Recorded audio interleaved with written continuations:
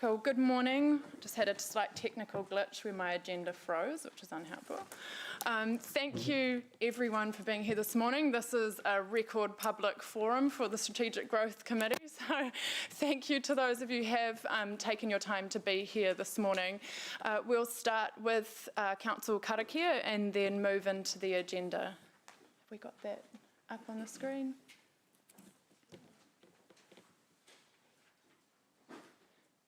Kia inoi tātou. Tuia I runga, tuia I raro, tuia I roto, tuia I waho, tuia ngā kaimahi o te kaunihira o Kirikiri roa, whaia te iti karinga, kia u, kia mau, kia ita, haumie, huie, taikie. All right, let's begin. So we have some apologies for today. Apologies for absence from Deputy Mayor O'Leary. Partial attendance from Mayor Southgate, who needs to leave early today. Just to pop out, okay. Partial attendance from Councillor Toariki, who is intending to be here from 11 a.m, and partial attendance from Councillor Naidu Ralph, who is here at the moment and will pop out and then most likely be back again. Yeah. Okay, are there any other apologies? Oh, okay, all right, thanks. So I'll move that, seconded by Councillor Jeff. All those in favour? Thank you. Okay, confirmation of the agenda. So I am going to, as part of this, move that item C2, isn't it? And the public excluded is moved into the public. I've had discussion with staff on this, and we will note that those maps are indicative and that fully finalised maps will be ready at the end of the month. So, I have a question on that point. Yes, thank you, Councillor. Thank you for confirming that this morning. I'm glad that I raised it with you yesterday. I did ask governance to give us a legal justification why staff were still, despite mine and I think even your request to have it in open. Can the GM please advise what the legal advice was and why hadn't it been in the open agenda from the minute this was issued?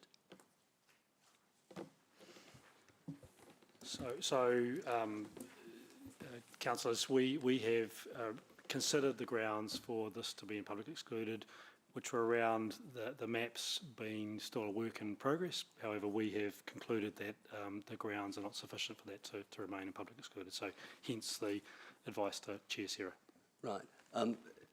Blair, in light of the fact that even as of yesterday, staff were still saying no to this, can you help me understand if there was new legal advice obtained between yesterday and this morning?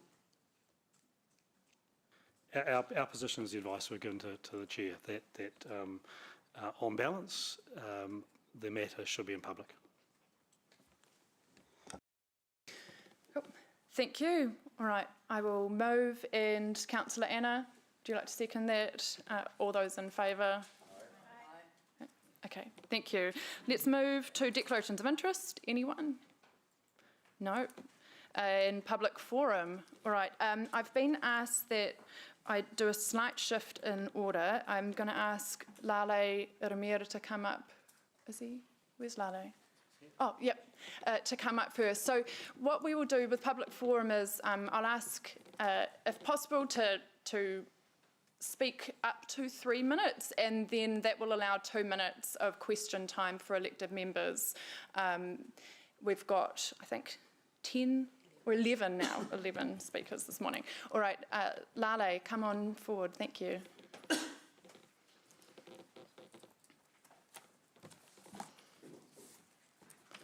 Good morning. Good morning. Kia ora tātou. Mā roro soifo maua me langi me mā. I'm speaking on behalf of the WHI this morning, and weaving into that a few of the other hats that we hold in respect to development in the space. Firstly, just wanted to congratulate the council with regard to where you're heading towards, which is surfacing those things that become quite frustrating for those trying to do good things in the city. It's a challenging piece of work, so please take these comments with regard to the positivity that it's offered in it. If I can just offer a few words in the first instance, certainty is quite key. We've heard from quite a few of the developers, quite a few of the community groups with regard to housing in this space, that being certain about what is being offered to them to do things with is key.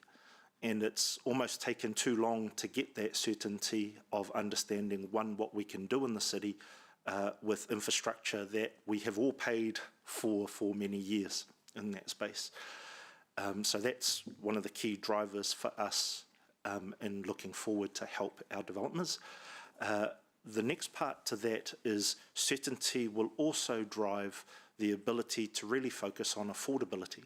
And we've heard affordability being focused on many times, but understanding council's position with regard to affordability is difficult. Now, most developers will see that council has the ability to change land by zoning, to be able to provide policy and change to follow government, and to also support funding that developers would otherwise not be able to attach themselves to. So with that in mind, being really clear as to what council can offer in respect to affordability, as opposed to just talking about the general position of what everyone's looking for, which is some level of integration and some level of affordability in it. So having some clarity around that would be really good. There are quite a few tools that are being presented at the moment by government at this stage, of which everyone is looking at with their different lenses. But in summary, I think unless council's got itself together, I'm not sure government's going to attach itself to the opportunities that are sitting there. So from a community perspective looking into this, there's a real requirement to have real clarity before government looks to step in. That's what we're reading from the outside in. And the support required by communities from government will only come if council has that clarity as well. And so we're seeing lots of the communities that are trying to get into housing alongside a lot of the private developers. They're trying to see what they can actually do in this space. But that's going to require some real clarity with council. So certainty, clarity, affordability, integration, but more importantly, if everyone does what they're supposed to have been doing, it would probably be an easier conversation. Lano. Does anyone have any questions? I don't see them. Oh, one from Councillor Anna. Kia ora, Lale. Thank you for your submission. Just a question from for the WHI. Sure. In regards to affordability. We have talked at times about the potential of council to prioritise infrastructure to affordability. I just wondered if you might comment on that. Sure. So we keep talking about integrated affordability at some stage. If the council was able to prioritise infrastructure to the areas that are promoting some level of affordability, ahead of just opening up land generally, that would be quite good. That leads to also then retained affordability and council considering whether some level of rates remission or targeted rates for those areas that integrate a level of affordability for developers that participate in that, whether that could be something to be considered as well. Okay, thank you. Yep. Kia ora. Thank you, Lale. Appreciate it. Kia ora. Thank you very much. All right, next we have Ben Preston speaking on item 8. Thank you. Good morning, Ben. And thank you for the opportunity to come and share. Yeah, I mean, echoing a lot of what Lale shared around certainty and some of the, I guess, dynamics that do make development challenging in Hamilton. Would echo a lot of that, but really there's a couple of things specifically that I want to focus on, and there was a PDF I think I shared. If I could get that up, that would be helpful, not absolutely essential. Oh, good. I'll keep going through, and if we get it, great. But you know, as well as certainty and so on, and creating context that de-risks a lot of the dynamics of development, which is an inherently risky game. Developers do take a lot on in choosing to do what they do, and a big part of affordability that I think is not really being addressed right now is sort of the integrated reality of living in a home, paying bills, electric, the impact of sustainability, water use, et cetera, and at the moment, generally nationwide, there's a very strong focus on demand side consumption. So, more bigger pipes, larger central infrastructure, upgrade of central infrastructure to deal with current capacity and future growth projections, et cetera. But there's not very much focus on supply side, and I think there is a trick being missed nationally right now around the potential of that and the potential to align with some of what Lale shared in terms of targeted rates reductions for people who are doing things that put less of a strain on central infrastructure. So as an example of that, there's two specific things. There's a development that we're about to get underway in Hamilton East where we are doing a lot of this stuff. And part of the challenge of it is that policy in general is set up to follow historic trends in terms of what has been done and delivered in the past infrastructure-wise in New Zealand, which may have been suitable for a time in the past, but not so suitable today. Developments like us that are trying to do things differently tend to be swimming upstream a little bit against that, and we really need council to get on board and operational staff to support and collaborate, and they have been so far, and we've been very grateful for that.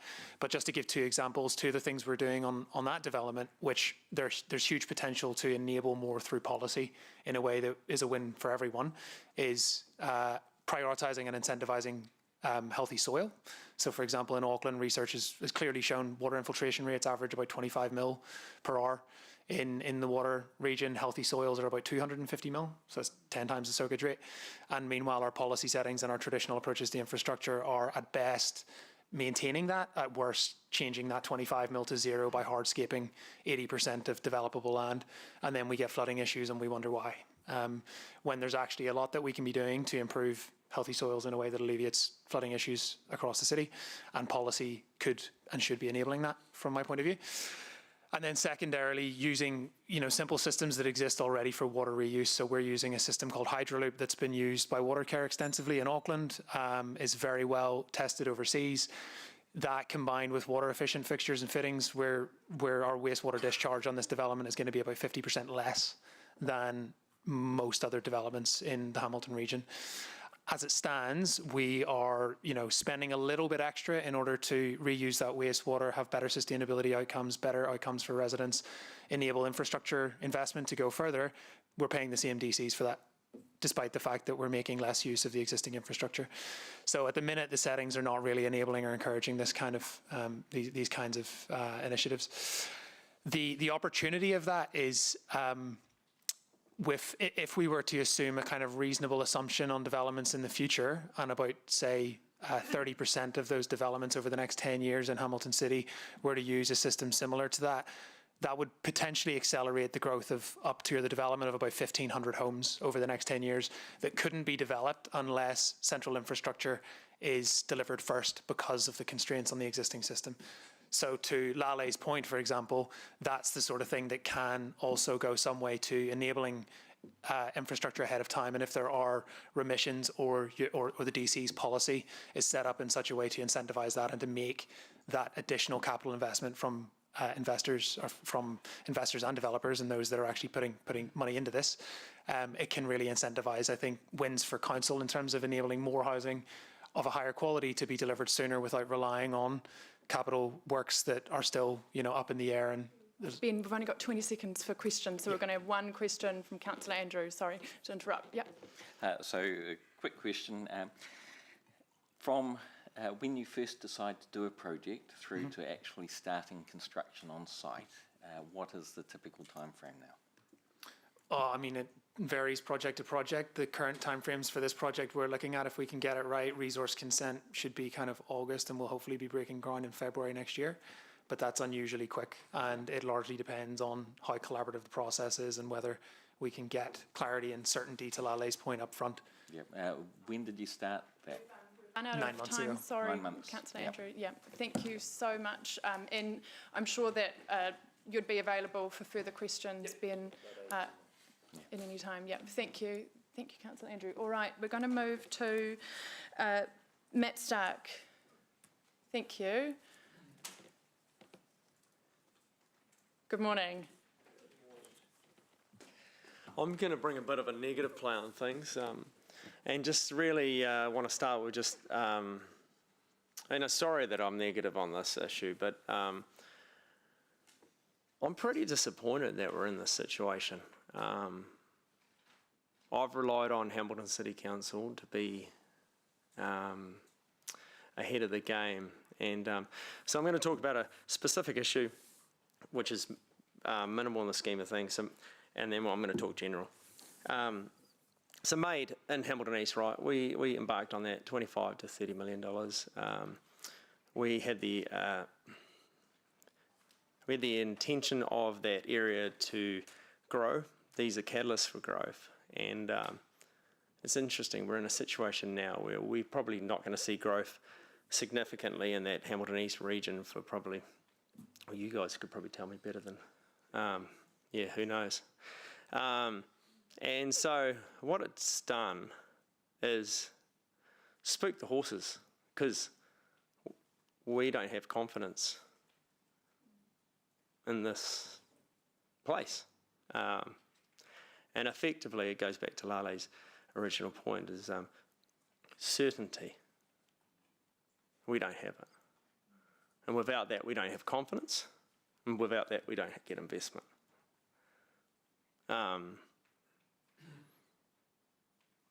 You know, I embarked on a thing 13, 14 years ago to come into Hamilton City to specifically try to do what we can through, development and rah-de-rah, and it's not been all bad, but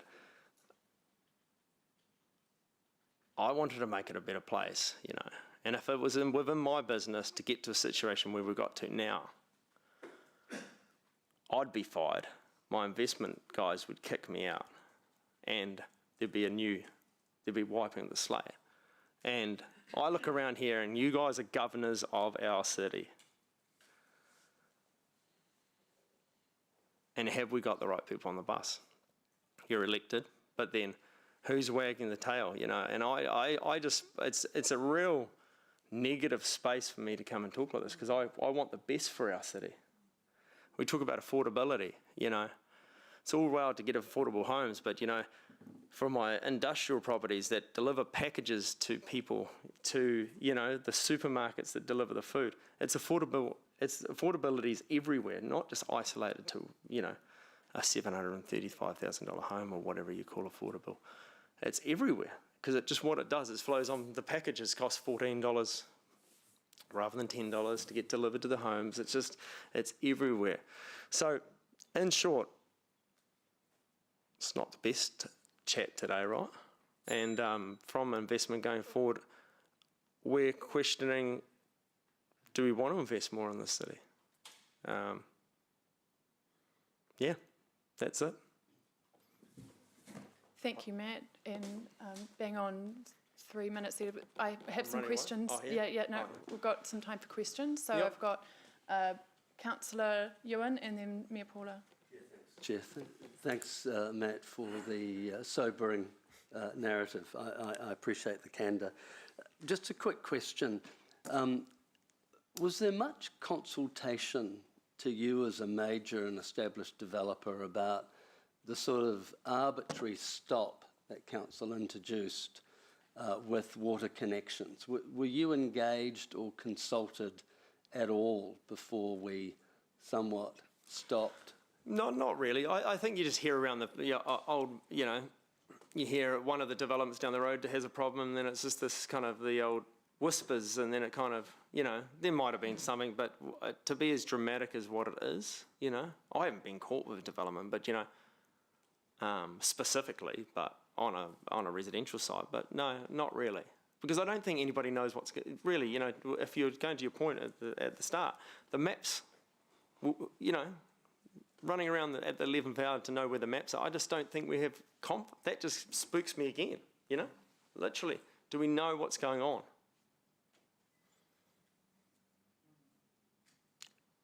Thank you. Thank you, Mayor Paula. And It was a brief similar question, but flowing on from that, if I might, Matt, and thank you for all you do around the city.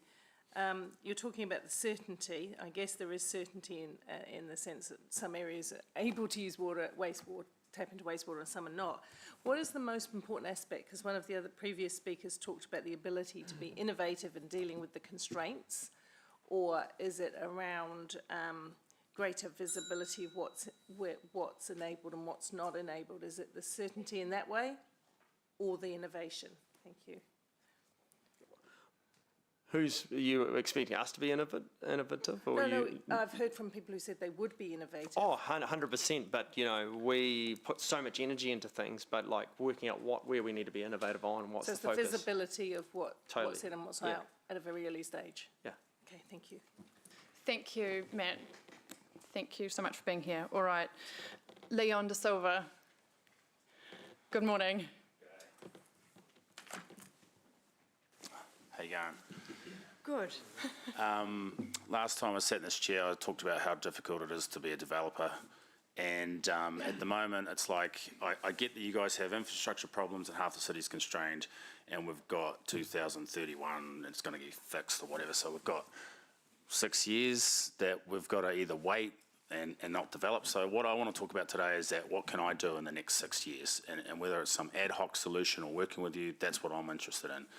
And I'll give you an example. So Hamilton East, we did a development, 6 townhouses in Beale Street, and it sold out in a week.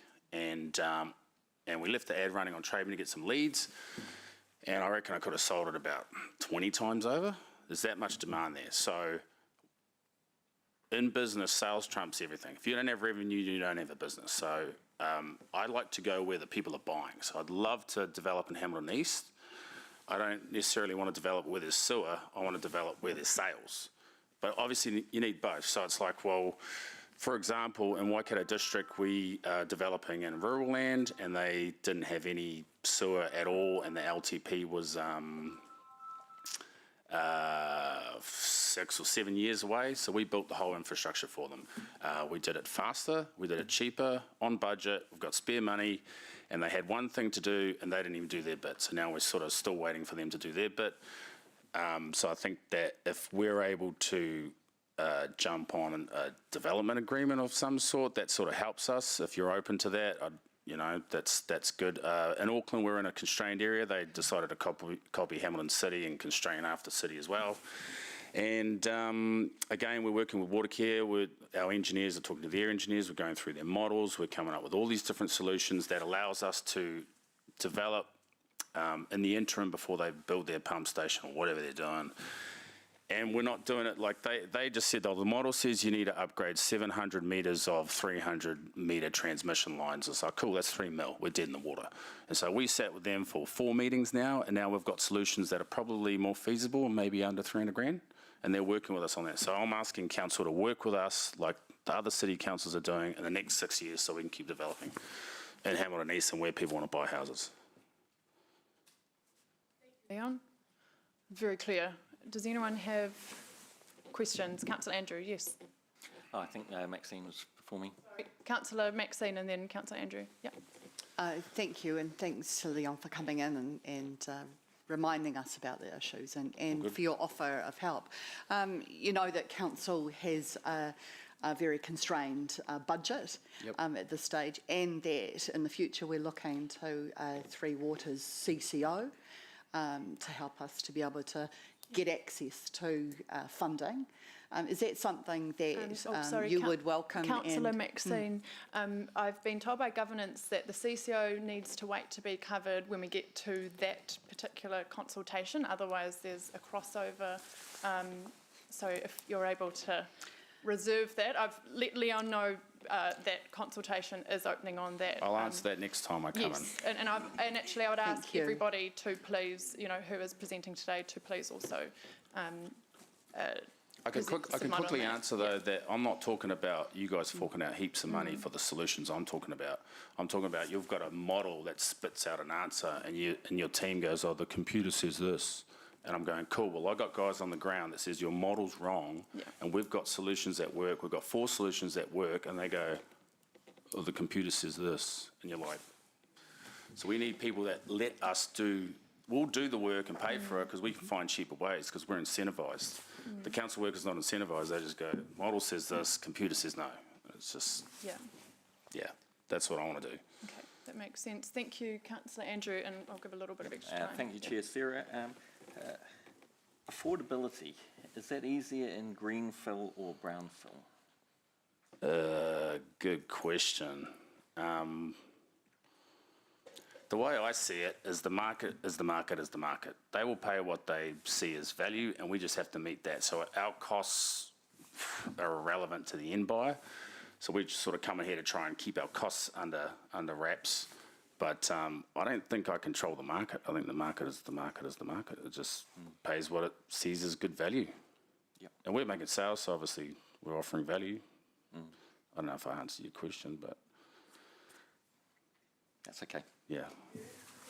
Very quickly, Leon, can you give one example of an innovative solution that you have tried to propose? Yeah, in Beach Haven, where they have the problem with the wastewater is the stormwater infiltration. They have a whole team called II, Inflow and Infiltration, which deals with all their leaky pipes, and it's not even the wastewater, it's the stormwater. And so we said, why don't we just patch up your manholes? And they said, that's a great idea.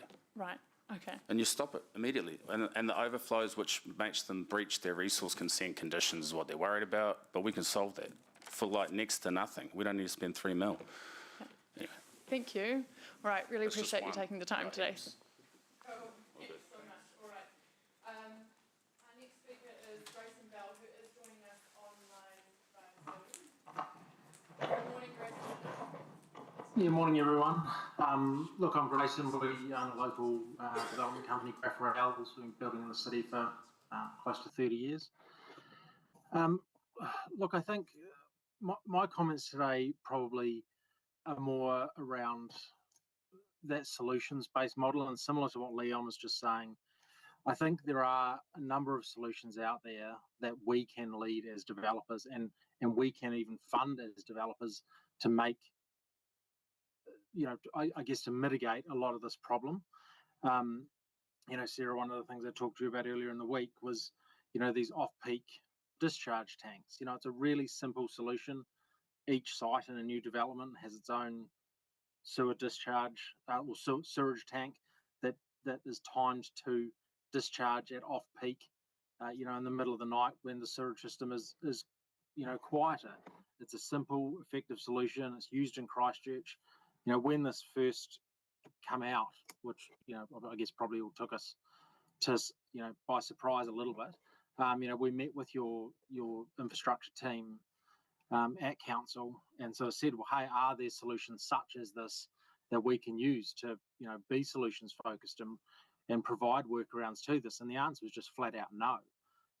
There was no willingness to discuss or even engage on a conversation around possible solutions, which I think is really frustrating because, Leon suggested a couple of things there. This is another, possible solution. And some of these things, like these off-peak discharge tanks, it could extend the life of your existing infrastructure by, years or decades to give you that time to get the funding to build the new infrastructure that we need and solve the problem. But again, there's just no willingness to have that conversation around what can we do to mitigate these issues in the short term so that we can continue to develop. And I think it's really important because I think one thing that's sort of probably missing a little bit from the conversation too is I've got clients who have invested in, larger sites and some of these sewer discharge areas. That was their retirement plan, potentially sell to a developer or develop themselves. This, shut down half the city is basically, halved their property values. Their retirement plan is up in the air or completely stuffed. And I think, us as developers is one thing, but there's a personal element there from a lot of residents who are, just general citizens that are hugely impacted by this as well. And I think council's unwillingness to be able to have those conversations around solutions, I think is, quite poor, to be frank. We as a business now are, diversifying into other cities just because Hamilton is so difficult to work with. We still plan on developing here, but, instead of 100% of our business being here, it's probably going to be 50 in a year's time. And I think that's really sad for the city. You know, we're really passionate about the city and want what's best for it, but I think the council, you know, and the council staff make it very difficult in terms of, you know, trying to provide practical solutions. One other thing I'll just add quickly is I think, you know, there's a real lack of practicality in terms of how we assess these matters too. You know, if I'm building a development of 1 bedrooms versus building a development of 4 bedrooms, you know, you're talking completely different pressures on the system in terms of the amount of people living there and water and sewer and everything else. You know, again, there's a real unwillingness to engage on that and say, well, actually, we could build 6 1-bedroom or 2-bedroom properties and have half the pressure on the system as what it would be if we built, you know, 3 4-beds, which we can do as of right under the recent plan change. So I just think there needs to be a more consultative approach around this and making sure that we as developers are getting the right outcomes for the city, but we need you guys to engage with us to make that happen. Thanks, Grayson. We've got time for some questions. Do I have anyone with, Councillor Ewan? It's on the board. Yes. Thanks, Grayson. Look, just a quick question. Have you turned your mind, or do you have a view on the substance or the credibility of the model that council is using to determine capacity? Yeah, there's definitely questions there. I mean, I think Dan, who's my surveyor, is going to speak next or shortly. He can probably speak a little bit more to that than I can. But yeah, there's definitely questions there as to how accurate it is. And again, you know, and this happens not only across water, but we often have our own people on the ground providing different information to council. And I think it was Leon or Matt or whoever it was said, you know, your guys' response is we put it into a computer says no, and that's the answer. It's not overly practical. Thank you. Thank you. I did see a question. Yes, Councillor Anna. Kia ora, Grayson. Thank you for your submission. Just a question around, you mentioned Christchurch and what they do there with the discharge tanks. Is that a relatively new policy, or has it been? No, they've been doing it for quite some time.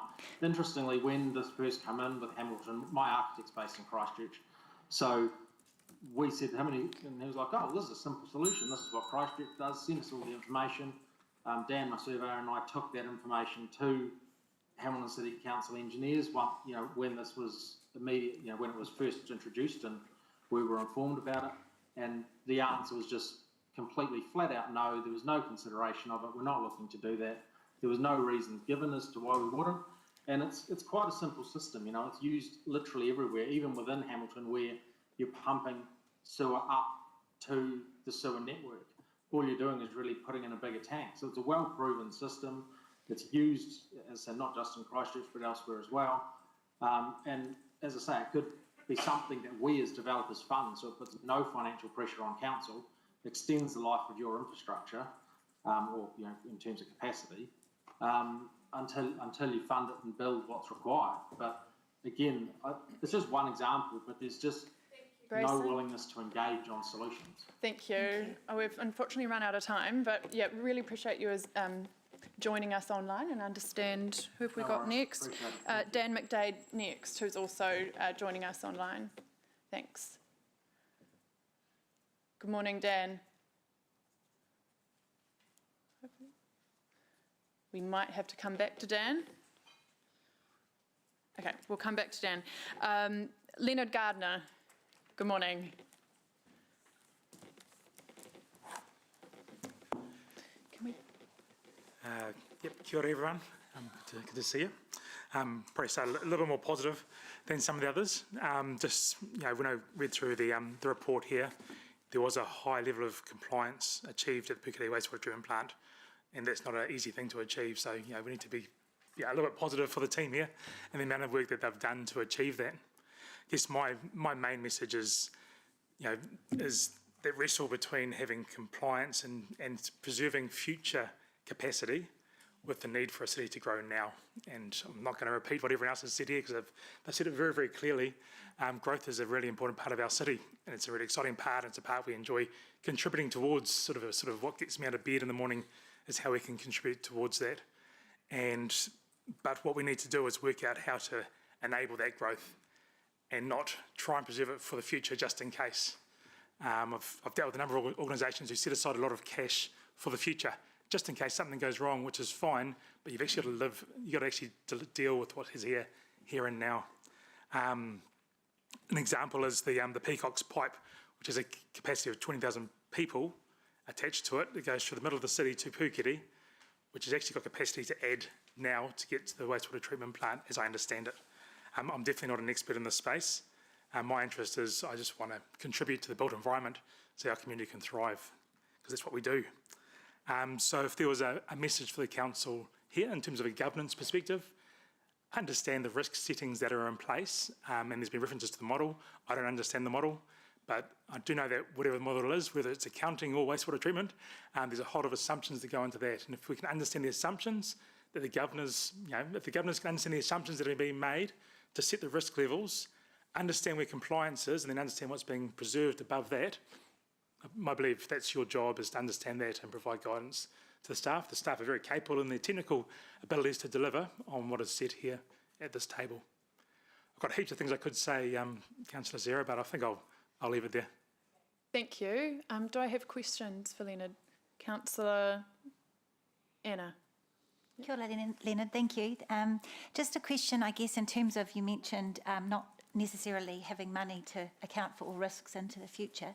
Do you think the development community, given your knowledge of development generally, has a good understanding of climate risk and the likely impacts of that on development going forward, including water infrastructure? Yes, yep. It's very ingrained into all of construction, the same way as it has been through councils. Yeah. So a lot of the materials we use, the way we go about our practices are quite different to what they were 10 years ago, and a lot of their premises around climate change. Okay, thank you.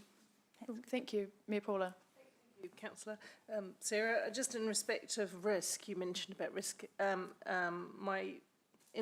inferred from that you think perhaps the risk settings are a little bit too conservative, so that you would like to see some more. Have you got any further ideas on how we might manage that risk and where the risk sits? Because obviously developers will have some risk, of course, they're investors, and council will have some risk. Any thoughts on that, please? It's hard without understanding the model and not being a technical expert, but there's probably a few questions that could be asked to understand that, and happy to provide it, maybe those questions at a future date. Yeah, look, I'd be interested from consider. any of the speakers on that point. Thank you, Madam Chair. Cool. Thank you. Any other questions? Not at this stage. Thank you so much, Leonard, for coming in this morning. Thank you. All right. We still haven't quite reached Dan, so... Okay, we're having technology trouble, so we'll get there eventually. Colin Jones, good morning. Yeah. Morning, Madam Chair and councillors. I put down a few notes yesterday. I don't know whether it's actually been distributed. Okay. I'll just go through this very quickly, and then I'd like to make a comment about the other two speakers, or three speakers, because it's actually very relevant. Housing affordability has been my #1 priority for the last 7 years. Most of my submissions to council have been ignored. It is clear, however, that they're now being addressed by central government reform.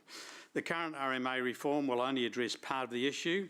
The 2024 LTP anticipate rates increase of 75% over the next 5 years.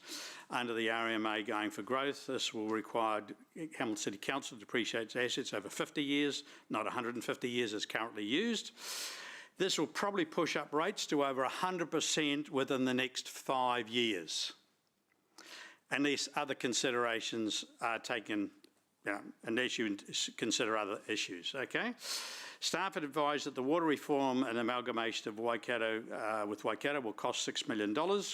Staff has said the entity is going to merge with Waipa within the next 5 to 10 years.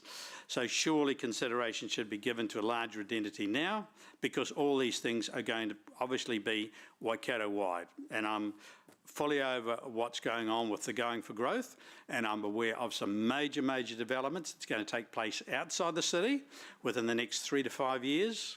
In fact, there's one development that I'm aware of that's 2,000 hectares of land that's outside the city that's going to be fast-tracked for housing. The infrastructure report of April 2025, now this came out Friday last week. That has not been considered within the staff reports for obvious reasons. Neither has the consultation on wastewater reform.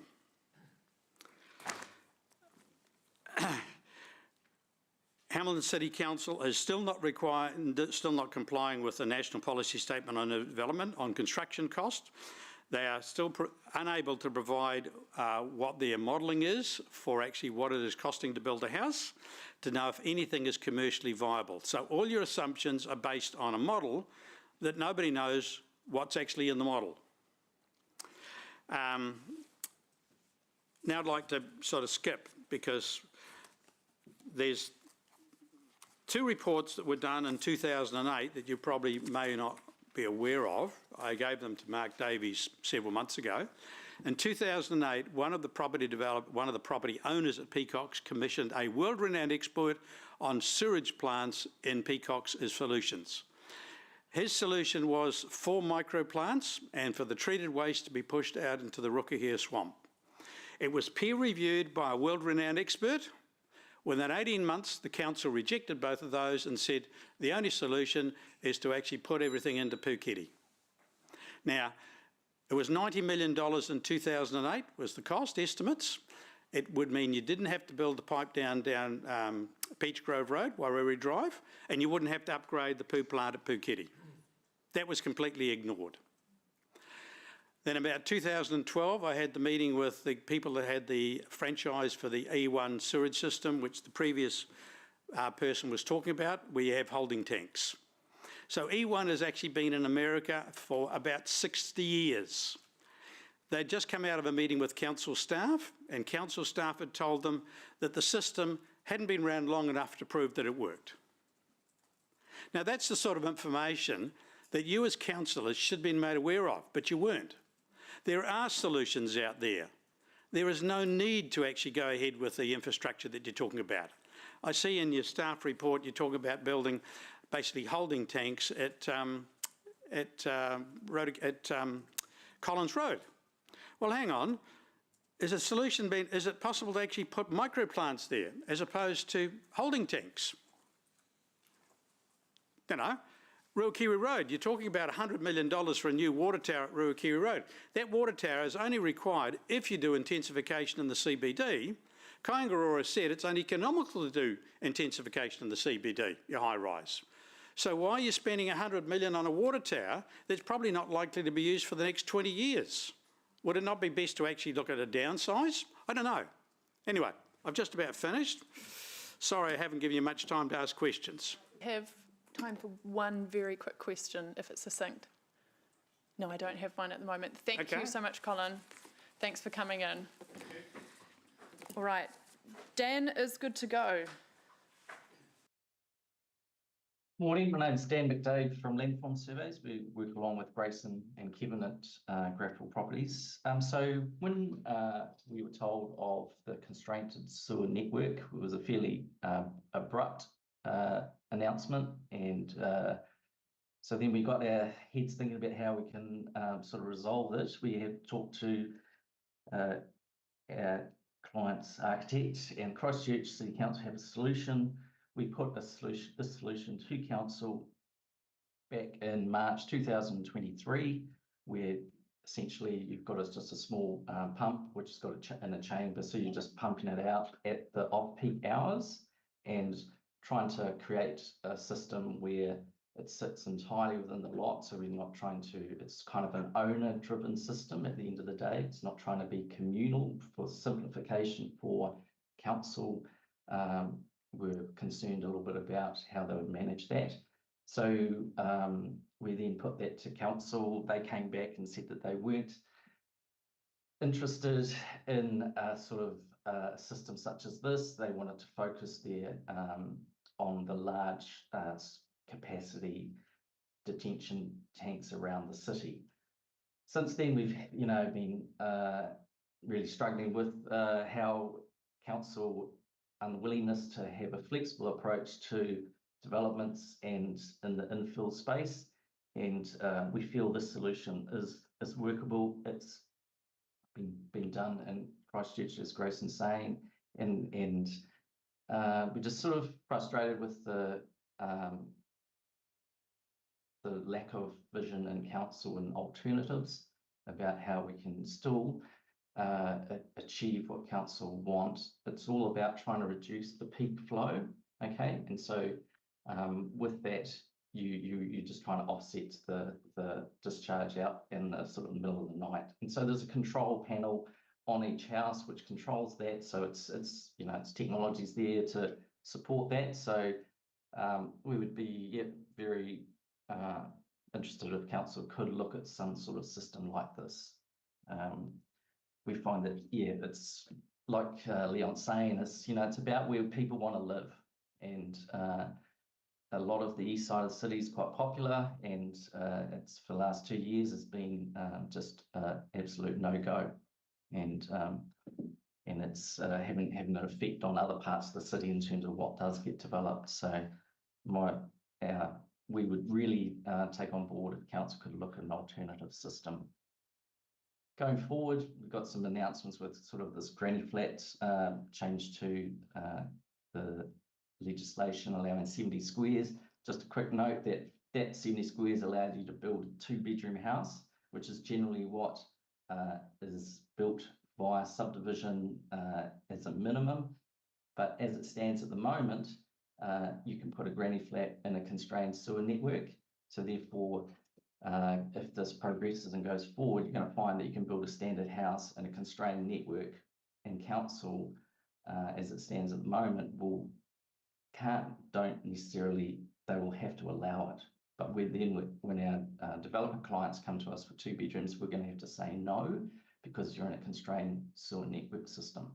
So that's my thoughts for now. And if anyone's got any questions, it's fine. Thank you, Dan.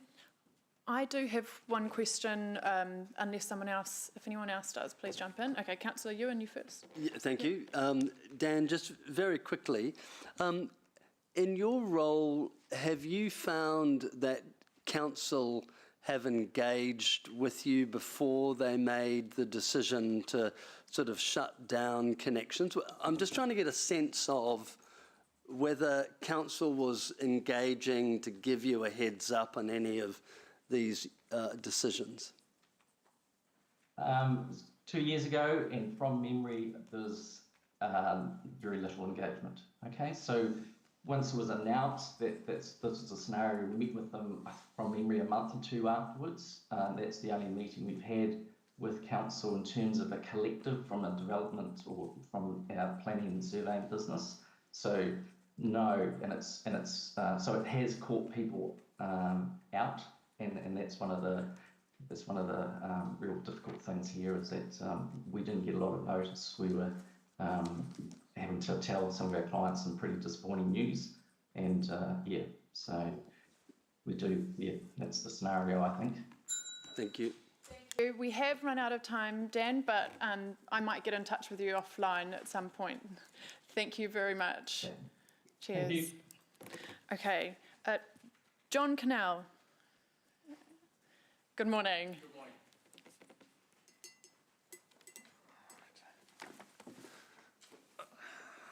Okay, I've prepared a statement.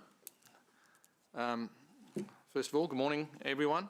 My name's John Kennell of Assured Property. I've been developing affordable infill housing in Hamilton for 21 years.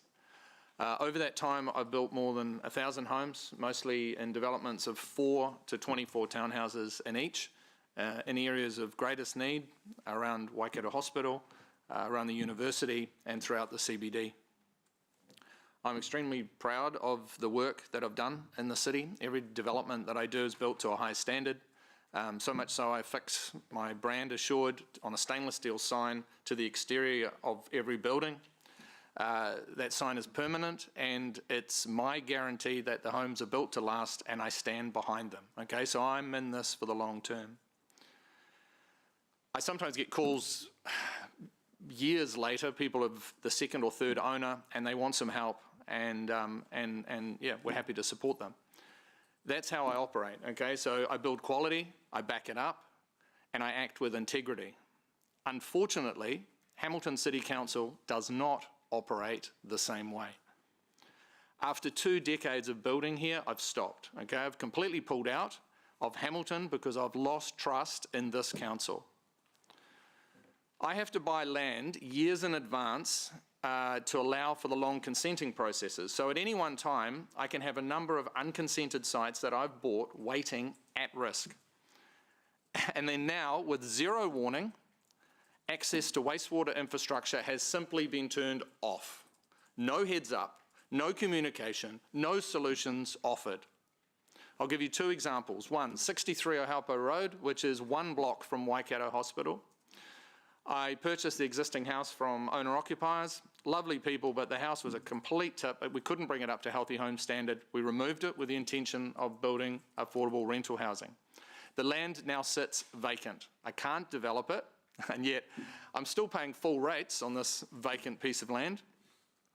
It's vacant land right next to one of the largest hospitals in the country, one of the largest teaching hospitals in the country. There is huge demand from tenants, and I've got vacant land, right, because I can't develop. Number 2, 7 and 7A Brooklyn Road, 2 minutes walk from the McDonald's and 5 Crossroads.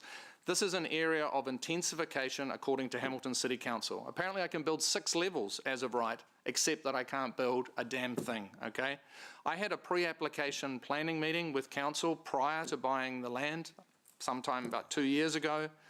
No issues were raised around infrastructure. I lodged for consent last year for 17 2-bedroom townhouses, affordable housing, the type of property that's needed in that area, and my consent was denied. I hired an RMA barrister. We explored solutions like the ones that have been talked about, wastewater detention, pumping out, etc. Council weren't interested, okay? These are just 2 examples. I could go on. This is not about red tape.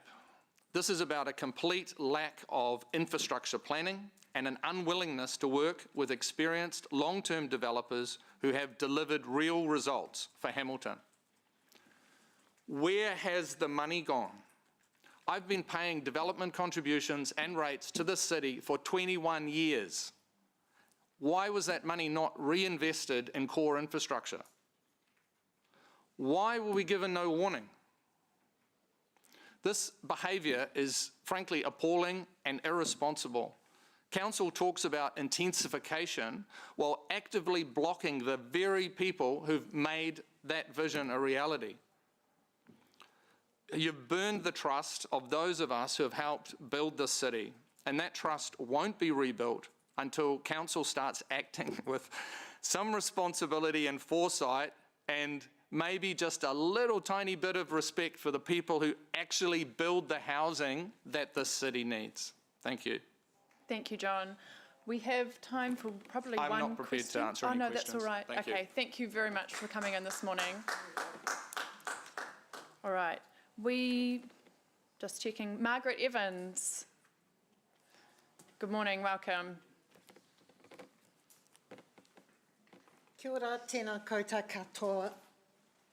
What a great meeting. And can I say thank you to all those people who bothered to come and give their views. Sarah, congratulations to you for your report and those who voted to have this meeting back in February. And Jeff, I know you were very much involved in pushing for it.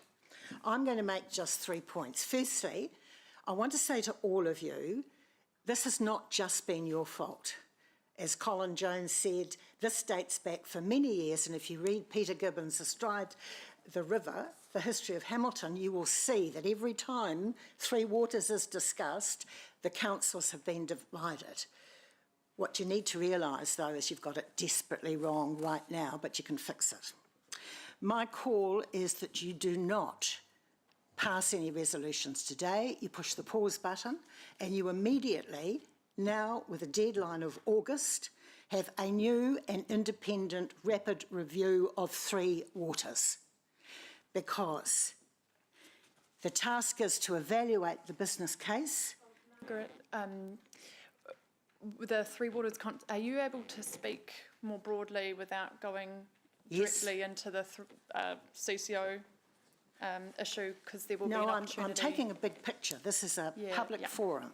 It is essential, in view of what you are facing today, that you review the whole Three Waters exercise. It is obvious today that you have within the city some highly qualified people who will assist you. And Sarah, a phone call outside this room is not the answer. You need to have a people's assembly, you need to have a town talk, you need to have a forum. I don't care what you call it, but you need all of these people to come together to dissect what you are doing and come up with solutions. Colin Jones talked about one that I'm also aware of, but there are many that predate this. You've used the term huge. I want to say that the water challenges that you're currently facing and have done such great publicity on, except nowhere in this does it invite your own people to make submissions, and nowhere in this does it give them the deadline of the 24th of April. Now, I understand there was a committee that planned the public relations on this. Well, you didn't do well enough. So what I'm saying is the business case rests on seriously deficient foundations, and it denies widely accessible knowledge that's both local and global, as Colin has said. And today, I've brought this along, and just by chance, I'm Zooming with Professor Ian Douglas tonight, and I advise you all to get a copy of this book and read it. It's the history of water systems throughout the world. You might learn a thing or two. I also want to say to the staff particularly, it's not just your fault. You have been badly let down by advisors and consultants over many years, but you have from now till August to fix it. Think innovatively. There's nothing new under the sun, but my goodness, there is for Hamilton. So please, start again. Have a refresh. Use your own brains. Do a bit of reading. Most of you know about sustainability. Most of you know about different systems. But just put it together for a new package by August. And I think you can do it. Well, thank you, Margaret. Are there any questions? I don't have questions, but thank you so much for coming in this morning. We appreciate it. Well, I think I'm not the only one. All right. I think we had Raymond as our final speaker this morning. Welcome, Raymond.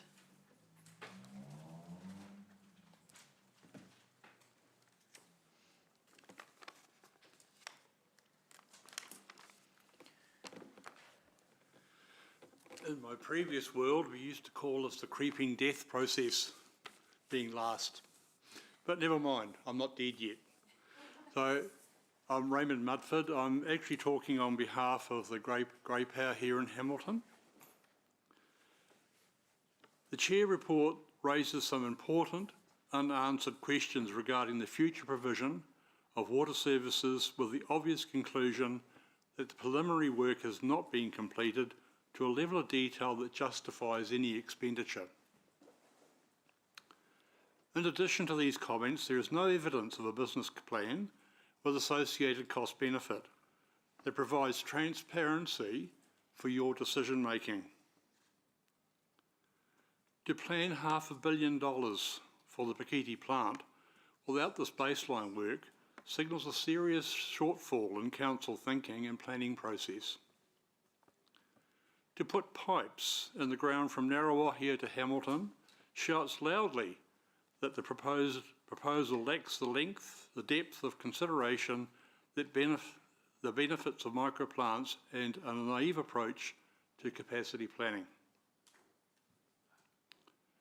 Interestingly, storage facilities are being built on Collins Road, when microplants could process the waste and in doing so reduce the pipe capacity and risk of the central system systemic failure. Over the years, the Pakiti plant has failed to contain the flow capacity, resulting in Regional Council and Hamilton Council legal costs, and no solution paid by the same ratepayers. Where is the justice in that, as the wrong people paid for this lack of accountability? We raise questions about the control of growth and the purpose of the growth. For example, the boulevard, I understood, was actually put in place for industrial capacity. And what is it today? It looks very much like commercial and retail.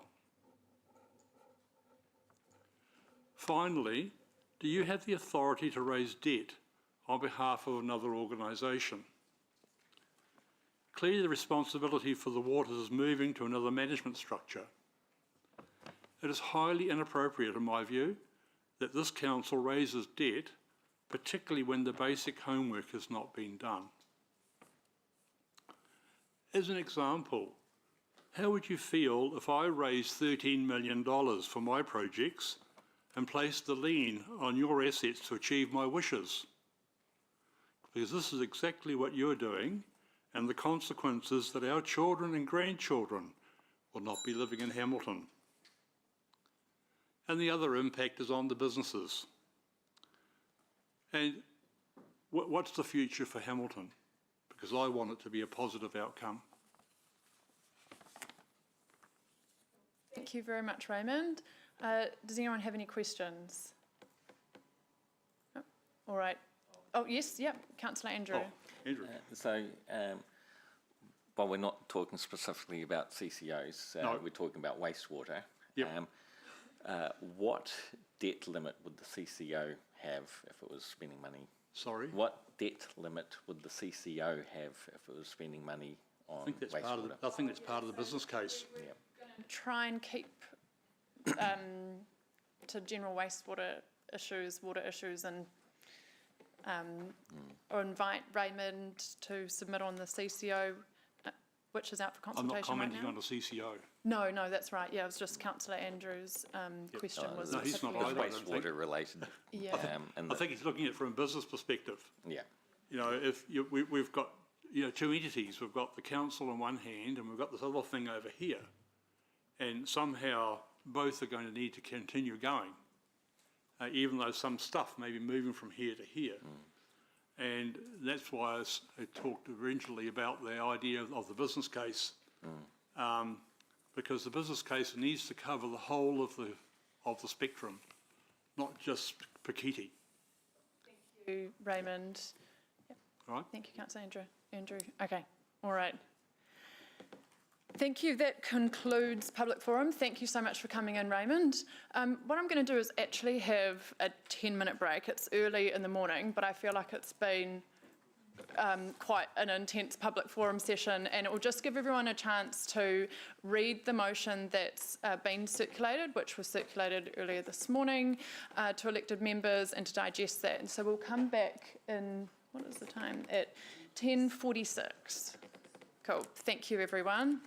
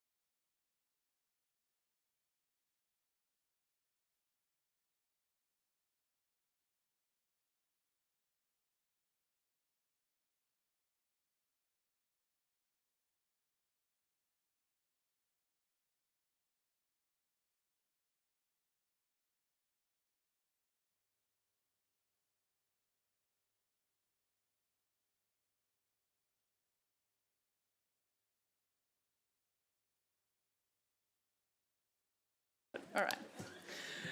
I just... All right, let's commence. We're going to, that was a slightly longer break. There is some discussion around amendments to the motion. What we'll do is first go to the Chair's report, take that as read, as long as there aren't any, if there are questions on the other two items in there, you're welcome to ask about those, but anything on wastewater, unless it's directly to me as Chair, then we'll leave that for the actual wastewater report. And I have also been asked to allow 3-minute speaking time for the wastewater report, which I will allow. And do I need a vote on that actually? No, yeah, okay. And what we will do is ensure that after questioning that we still have another break for everyone to get some comfort around the motion and finesse any final wording, because it is a very long motion. So let's go to the Chair's report. Oh, and minutes, sorry. My thing has logged out. I got a little bit excited about starting up again. So minutes. Okay. Moved by Councillor Jeff and seconded by Councillor Maxine. All those in favour of the minutes? Thank you. Okay. Now the Chair's report. Are there any questions as per? No? Excellent. All right. Oh, yes, Councillor Ewan. Well, Councillor Sarah, you raised in your report, well, I think you raised it in your, it's a very good and long report. You raise the, correct me if I'm wrong, you do raise the fact that 46% of consents have been turned down, or do you raise the, I hadn't raised that directly in my report. That is in the wastewater report. in which case I will wait Excellent. and have a bite at that slightly later. Okay. All right. I will move, seconded by Councillor Jeff. All of those in favour? Thank you. Right, wastewater capacity state of the nation. Thank you, Jackie, and thank you, Andrew. And Kevin's available there, but okay, Jackie and Andrew. Thank you. Do you want to give some opening words first? Cool, thank you. Well, tēnā tātou. Before I get into just highlighting some key messages, I just want to say that we've heard the frustration from the developers that have presented today, and we understand that frustration.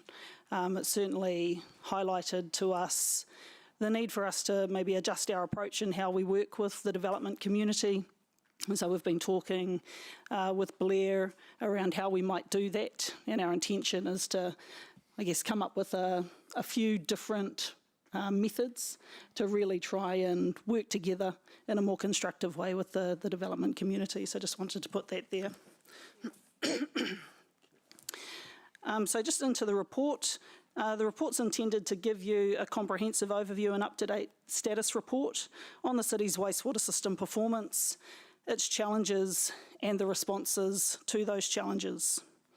The majority of the content of the paper has been reported and discussed with elected members over many years through specific briefings, meetings, papers and deliberations on long-term plans, plan changes, and in particular Plan Change 12, alongside wastewater project and program-specific updates. I will take the paper and attachments as read and do want to refer to the attachments. We did take a lot of the substantive content out of the body of the report to make it easier to digest, but the attachments are incredibly important and provide a lot of detail around the key messages that we've highlighted in the main body of the report. But I would like to highlight a few key points. The first is the need to balance compliance, growth and development and infrastructure capacity within a fiscally constrained environment. These matters have been well traversed with you over more than 5 years now. The paper outlines our strategic drivers and objectives, including our obligations to protect public health. You've heard many times that our systems were designed for development densities and levels of service of the time that they were built. Those times have changed. Development is becoming much more intensive, placing more demand on our networks. We also operate in an environment where Te Ture Whaimana compels us to act in a way that contributes to the restoration and protection of the Waikato River. In the Waikato region, discharges of untreated wastewater to the environment is prohibited. That is, it's unlawful. This is an important distinction between our operating environment and, say, that which Watercare Auckland operate under. They have a consent with conditions authorising wastewater overflows to the environment. We don't, which means we can and have been prosecuted by the Waikato Regional Council for wastewater overflows. While the need to manage wastewater network overflows is not new to Hamilton City, the associated risks of these events has become more acute as development densities have increased and infill and intensification of brownfield areas has occurred, coupled with the frequency and intensity of wet weather events. In recent times, Regional Council have increased their level of scrutiny of our network overflows, and their level of tolerance of overflows in known areas is reducing. The second point I'd like to highlight is that, in my view, Council has done well to navigate the challenges for over a decade. You've done this through focusing your investment to support growth in greenfield development areas, Rototuna, Ruakura, Rotokoti and Peacocks, through significant investment in core wastewater infrastructure to maintain and improve levels of service and compliance.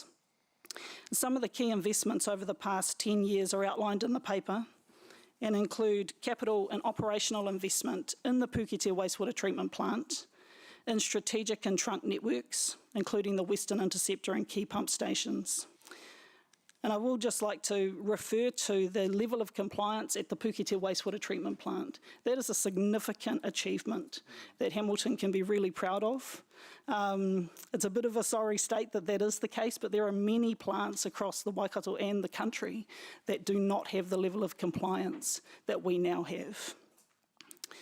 So while the strategy to manage and prioritise growth has been effective, it's eroded spare capacity within the brownfield environment. Recognising this and recognising that Council does not have the balance sheet to invest everywhere all at once, Council approved the approach taken to respond to the medium density residential standards through Plan Change 12. The approach adopted for Plan Change 12 prioritised the CBD and the 800 metre walkable catchment for infill and intensification, and relies on the connections policy to manage demand on the network outside of that area. This approach was supported by the independent panel of commissioners that oversaw the plan change process and was adopted by Council. The approach in Plan Change 12 was further reinforced through the decisions you made in the 2024 to 2034 long-term plan. The 2024 to 34 LTP is the first time that I'm aware of that Council has made deliberate investment decisions to support brownfields developments, and Council should be commended for this. These decisions prioritised infrastructure investment for the CBD area and funding of the bulk wastewater storage program, which seeks to address existing constraints and provide for growth in currently constrained areas, including the Hamilton East area, which we've heard from a number of developers about today. Council's also prioritised infrastructure to support citywide development, particularly in the wastewater treatment plant. These investments were founded on the Metro Wastewater Detailed Business Case, which Council and partners approved in 2022. Council's also investing in planning for the Southern Wastewater Treatment Plant, a key enabler for growth in the city and the broader metropolitan area. These investments place Hamilton in a strong position for meeting projected growth, demands and managing risk. However, not all projects and programs have been funded in the long-term plan. This has been the case historically in funding shortfalls, deferrals, and unfunded projects documented in successive LTPs and infrastructure strategies tell that story. The third point I'd like to highlight is, while there are areas of the city that are currently experiencing network constraints, there are significant areas that are available for development, both greenfields and brownfields. The team have done some analysis, which is included in the paper, for the past 2 years, and have noted that resource consents for over 2,100 dwellings have been granted since March 2023. Of these 2,100 dwellings, around 2/3 are in brownfield areas. Excuse me.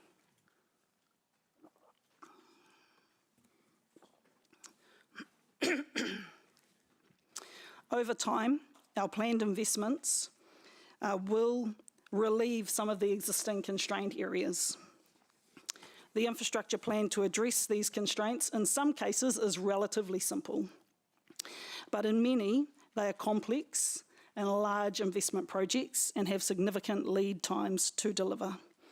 At the same time, spare capacity in currently unconstrained areas may be used up, resulting in the need to invest in those areas in the future to support further growth. The final point I'd like to highlight is that the challenges we are facing in Hamilton are not unique. The paper includes examples of the challenges that other metropolitan and provincial areas are also facing in terms of providing for growth and maintaining compliance within a fiscally constrained environment. The approach that they are taking to manage demand until adequate wastewater servicing solutions are in place align with the approach that Hamilton is taking.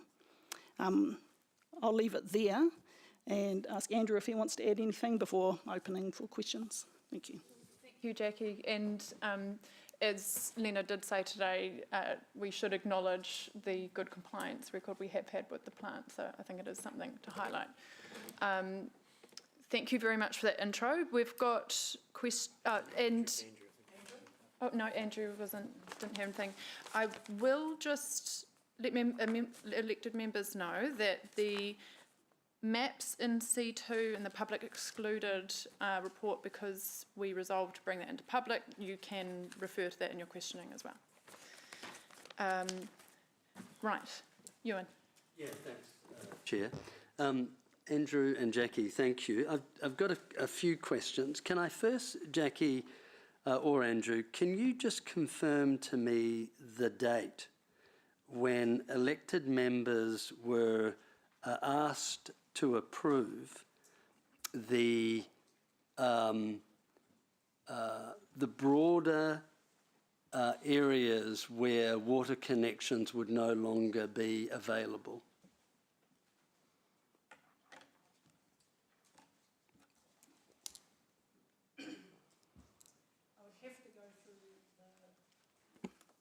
I would have to go through the papers. I think that the broad approach has been presented and approved to council many times, particularly through Plan Change 12.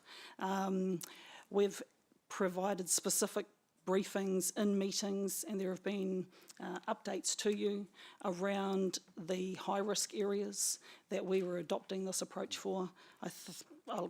I don't want to misquote the reference, so I will have to find that. And Jackie, or Andrew, what I'm looking for is, let me go back. What date did council decide that it would no longer be allowing water connections in the areas that were stipulated? So in April 2023, I believe, is when it happened. We presented our approach to managing constrained areas to council in a PX report. Thank you. But what I'm looking for is the actual resolution where elected members authorised staff to stop providing water connections. And let me, if I may, General Manager, the reason I'm asking this question is that staff are highlighting in the report that there were multiple times elected members were advised, updated, that there's been ongoing lack of funding. I'm asking, when did elected members prior to April 2023 pass a resolution that enabled council staff to stop making water connections in those areas?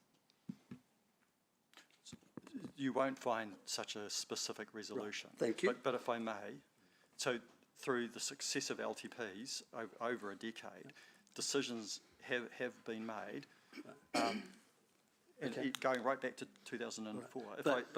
If I can just jump onto the 2021 LTP as an example, so there isn't a resolution, but there is an explicit statement in there to say that some of the population and employment activity can be accommodated in the current city, but not all. Okay. Any capacity in the existing network gets used up. There will need to be significant investment in infrastructure for the existing city. So there were conversations and reports through the development of successive LTPs, but not the specific resolution I think you're looking for. Thank you. So And if I could who add, authorised? If I could just add, Sure. the PC12 plan approach really sets out within the district plan the framework that is proposed to make decisions around capacity. Sure. So quite separate to connections, which is managed under the connections policy. So PC12 sets out our approach, which was brought to council, and council endorsed the adoption or approved the adoption of that. The other reference, and I can try and find the actual meeting date that I want to share, is the last review of the connections policy. So the connections policy really sets out council's ability to support or decline connections applications based on the adequacy of servicing. So our connections policy, which council approved, provides us with those provisions. Okay. So Jackie, when did council sign off on Plan Change 12? Mark, can you help? Yeah, thanks, Jackie. So, Councillor Ewan, we notified in August of 2022. So, committee would have signed off, I'm going to say July 2022 on the approach to Plan Change 12, but I can come back to you on that. But Mark, just on that point, was it upon notification, did the new rules of Plan Change 12 become effective? Ewan, it's a good question. No, the rules did not become. So when did they become effective? Several months ago. So Right. when council made their decision on the 12th of December, I might be getting the day slightly wrong, but I think this council meeting on 12th of December 2024, when you passed resolutions to accept the independent hearings panel's recommendations on Plan Change 12, and you'll recall all but one of the recommendations was accepted, and that was the matter to do with residential amenity. All right. Now, Madam Chair, I know you're going to start putting me out. You're going to start to limit my questions. I've got a lot, so maybe if I could focus on two more. Yeah, and okay. then we'll shift maybe around you'll the let row. me come back. Excellent, thank you. Because And this is a very important issue. Thank you. And I know you're really eager to get into your next question, just if we can let staff finish what they're saying as much as possible. It's challenging when multiple staff decide that they would like to answer the same question, but I hear your point and I take Thank that on you. board. Thank you. Ewan. Andrew, who owns the capacity model that staff rely on to determine waste connections? We put it in the computer and the computer says no or yes. And when did we sign off on the model, and has it been audited? Great question, actually. But can I just allay a sort of a misnomer? The model there's reality that informs network performance. The model is a predictive tool, and I can... Madam Chair, you highlighted to me the importance of me letting staff... Okay, can I respectfully ask you as the governor of the meeting to ask staff respectfully to answer the question that I've asked? I want to be respectful. I don't want to be aggressive, but it's not helpful if staff feel that by not answering my question, it was a pretty simple question. Thank you. Can I have the answers? Okay, thank you. I'll answer these questions. So Hamilton City owns our wastewater hydraulic model.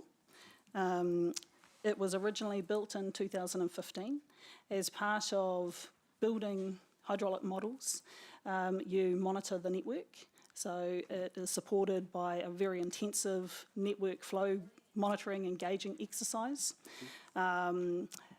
Wastewater asset data is also, bit of feedback, is also put into the model, and a rigorous process of calibration is undertaken.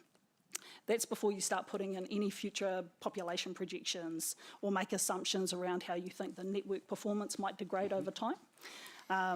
So that was last done in originally done in 2015. That process was peer reviewed. So we have independent peer reviews who oversee that whole process. Since then, the model has been updated on a regular basis to reflect new asset data. So as new growth cells have come in, as we've made investments, the model's been changed to reflect that.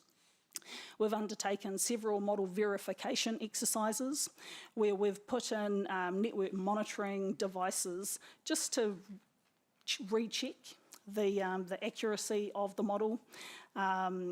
And in particular, I think in about 2019-20, we put some manhole sensors in the ground just to determine check whether the overflows the model was predicting were actually occurring in the real world.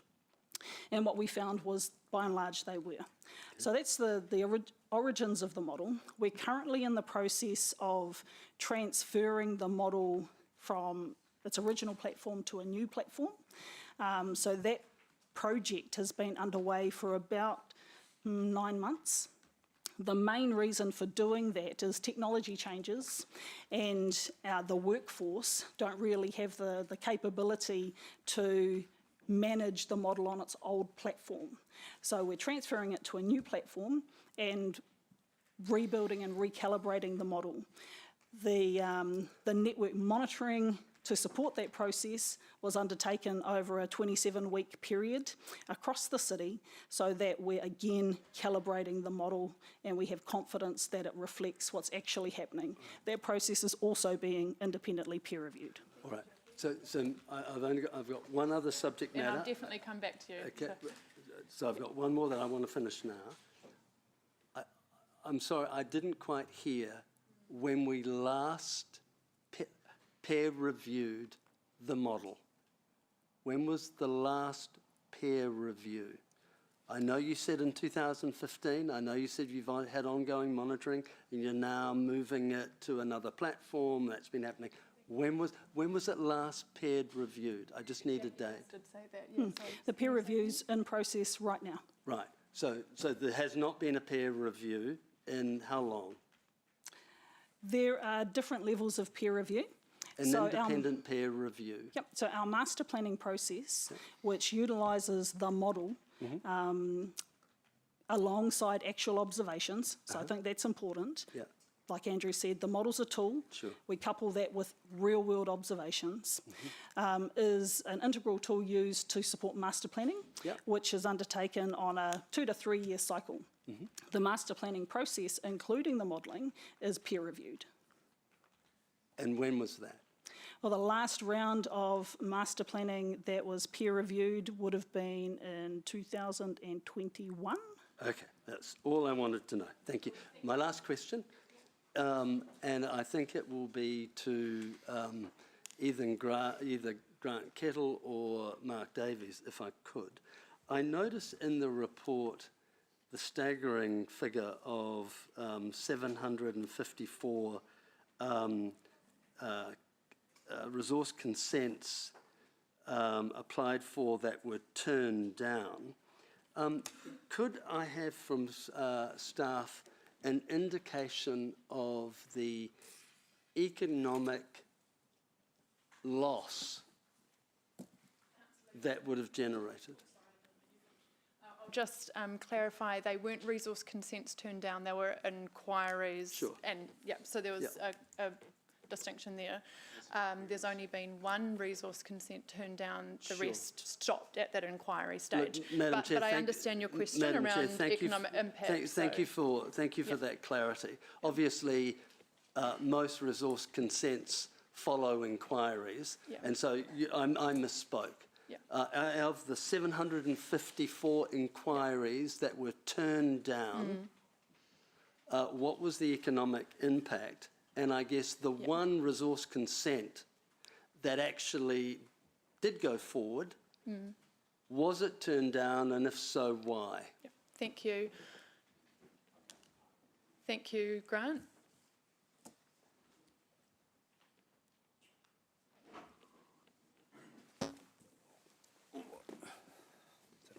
Morena. In terms of the question, Councillor, I can answer the first part of that question in relation to the consent. So what we can say is, and Chair Sarah is correct in that we did have 754 inquiries, so not consent applications, but they were inquiries, of a total number of about 1,650 across the city. So of those, they generally resulted in no resource and applications give rise to those, off the back of those inquiries. We've only actually made one consenting decision in a constrained catchment. That was Mr. Canal's, what he spoke to this morning, of which we declined that, and that was purely basis on wastewater constraints. So since 2023, March 2023, we haven't granted any resource consents beyond those that we had previously committed to.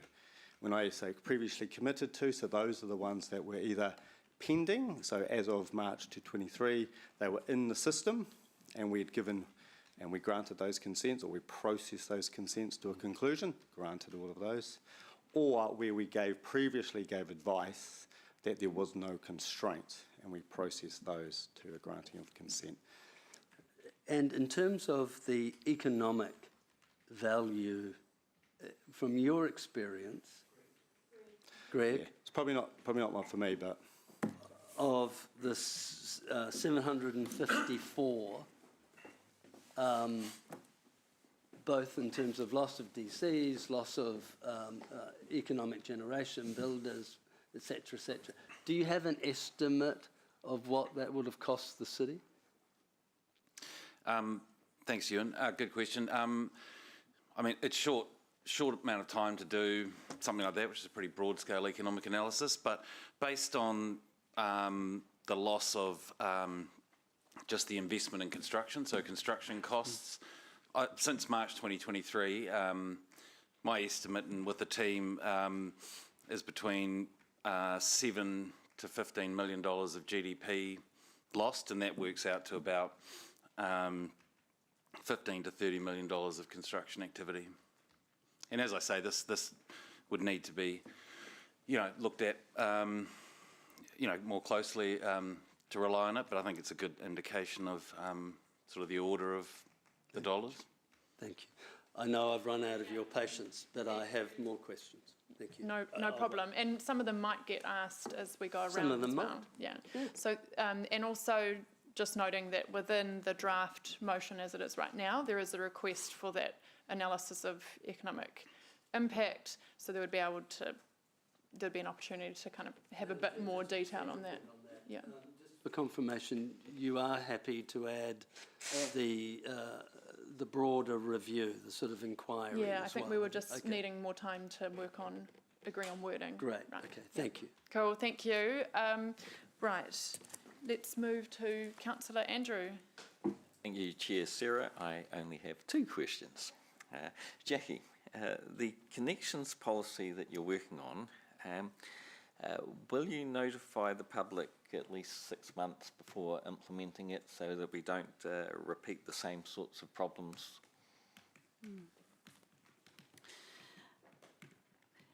The connections policy has been a subject of quite a drawn-out process. I think that we had committed to bringing that to council to decide or approve releasing for consultation many times, which we never did because of other significant business that council was dealing with.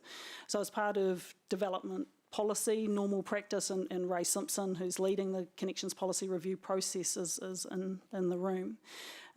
We would include that consultation process, proper hearing process, and I guess the policy and its implementation that goes out to the public needs to come through council, so they're council decisions that need to be made. So if there was a transition period that council wanted to see put in place, then that could occur.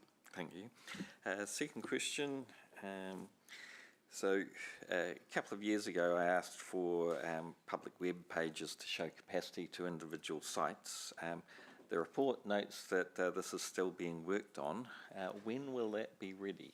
Yeah, there are a few elements to that request. We have, static maps that we're just fine-tuning at the moment, and our intention is to put those out in the near future. So by June, we have taken on the lessons that Watercare have learned through their process of rolling out similar information. And they found that having static maps is one thing, but having a public-facing inquiry viewer where people can click through different suburbs is much more user-friendly and really helps to reduce the number of inquiries that then come into council. So we're working on developing something similar with the aim of having that available in June. Behind that though, Watercare also have a GIS layer that sits within their Three Waters viewer, and we're also looking to do the same so that people, it'll be the same information, but it's so people can hone in on their particular property and both understand the type of constraint, but also what plans might be in place to address those constraints. Thank you. Cool. Thank you. Just quickly, in terms of the network capacity tool, so that will be, okay, I can see in that draft motion we have, is expected to be available for public use by 30 June. Okay, it's just checking because we weren't sure on the date of that, so that's confirmation. And we're talking about two different things. Yeah. So the public-facing tool we're talking about is really an information tool for the public. Yeah. So we don't call that the network capacity tool. Right. We call that, it's in the paper, I can't remember the exact words I used, but it's a sort of public-facing capacity viewer. So that's what we're working on. We have, as you are aware, been developing a network capacity assessment tool for internal use when inquiries come through both a planning process and through a connections process.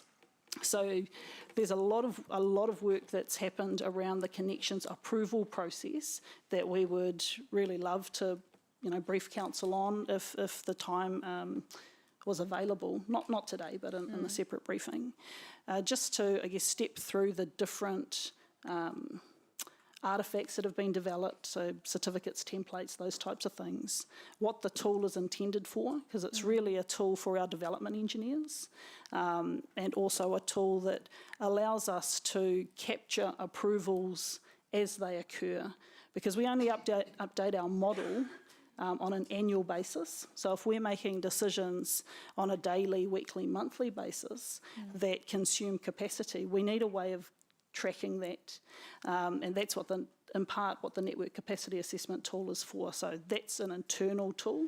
The public-facing viewer is for the public and customers to really have a first look at what constraints may or may not exist within the areas they're interested in. Okay, thank you. I might have a couple of questions on that later, but I'll go around the room first. Thanks, Jackie. Right. Discussion, we have Councillor Taylor. Yep. Thank you, Chair Councillor Sarah. Jeff. Thank you. During the public forum, there was a criticism from developers about a lack of dialogue with staff or an openness to find solutions when faced with wastewater capacity issues. What's your response to that? I think that staff have a track record of working with developers to look for innovative solutions. Where there's a permanent solution that is planned and funded, to then look at what interim solutions might look like. And I know Andrew and others in the room can refer to specific examples where the team have done that. However, in some areas, it's increasingly challenging to look for affordable interim solutions that, I guess, don't present a level of risk that council should be uncomfortable with. So I think that there are some potential solutions where we do hold quite a firm line. And an example of that is the on-site, so individual lot on-site wastewater storage solutions. To us, that presents a significant amount of risk, and happy to bring that back to the next meeting or a briefing where we can talk to some of the examples that were discussed from the developers where those types of systems are implemented. There's a context that sits behind why those solutions have been adopted in places like Christchurch. You know, a lot of those systems were installed post-earthquake, and it's a completely different type of system. It's a low-pressure system, so it's not just a network capacity management tool. We've considered and contemplated that here in the city for some of the greenfields development areas. Some developers put that forward as potential solutions, and you know they do have their place in certain situations. In our analysis of those types of options, we do a whole of life cost assessment and evaluation. With those types of solutions, ownership and ongoing responsibility is also a key policy issue that council needs to revisit, because at the moment council is very clear that those types of systems are privately owned systems, that council will not take any responsibility for those.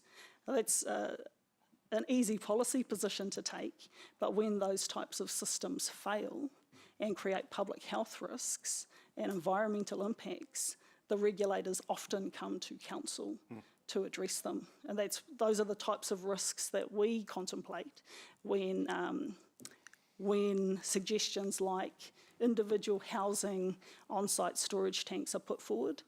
We do have examples though in the city, again under certain situations, where those types of solutions have been supported by council, particularly in relation to industrial type developments where those owners have the infrastructure and the resources to manage those types of systems and the risks that come with them.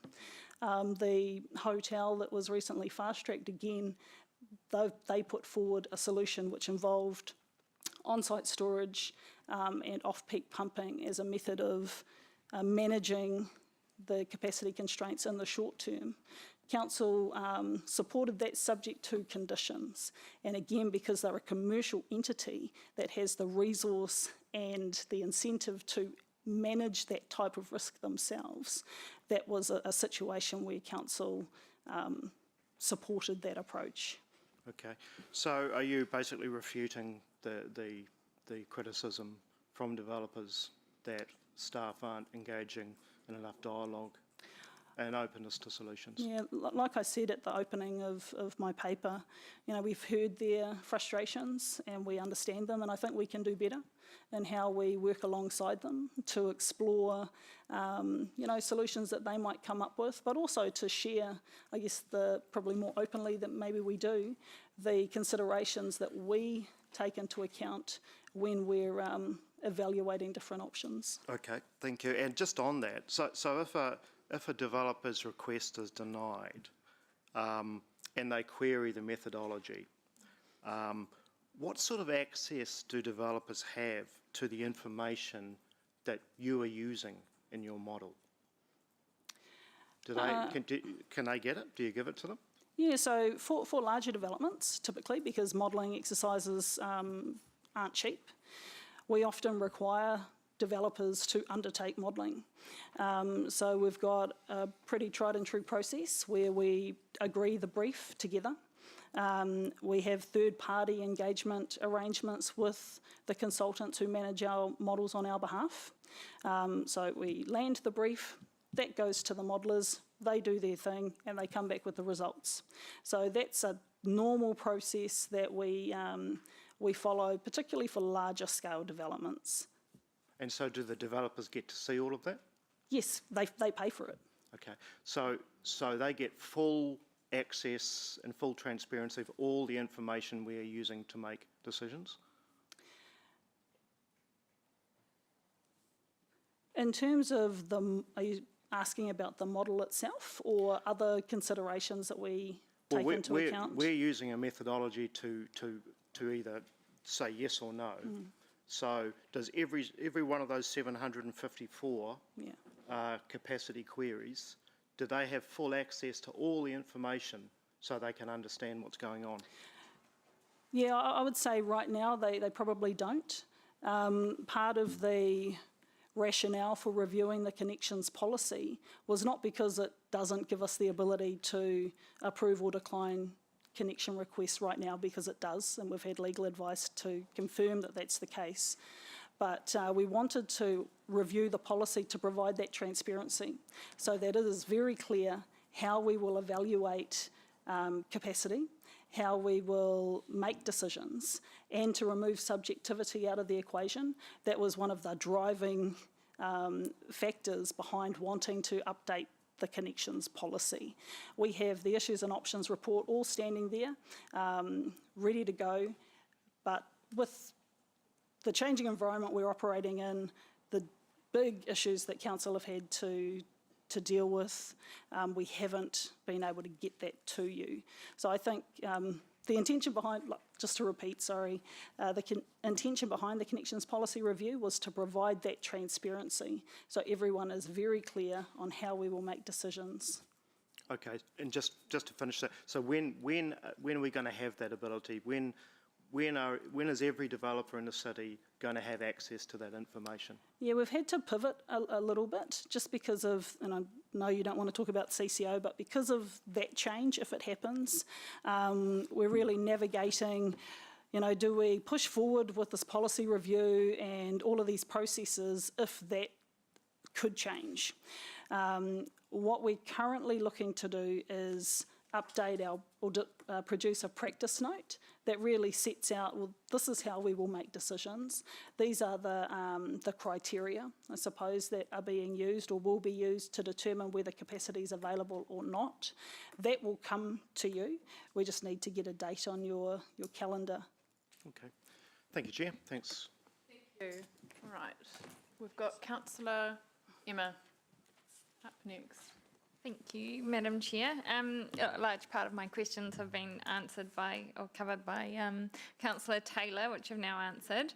I just have two other questions. So we heard in public forum today that we should invest in microplants opposed to holding tanks. Was this alternative considered and presented to council as an alternative? In terms of managing our network, no. From a high level, as part of the Metro Wastewater Detailed Business Case process and the technical investigations that have supported that, the option of decentralised wastewater solutions was certainly traversed. Okay. So that's not just for Hamilton, but the whole Waikato metro area. I think that they have their place. They definitely have their place. But within an urban environment and a growing urban environment like ours, I think that it's questionable whether they are fit for purpose for a city like ours. Decentralised plants, they need to discharge somewhere. So that takes up land or presents or introduces new risk. And for a city like Hamilton, at our scale, the ability to centralise provides a scale that means we can pursue things like energy recovery, resource recovery, and get a level of efficiency that you wouldn't be able to achieve with current technology, because technology is changing all the time, through decentralised plants.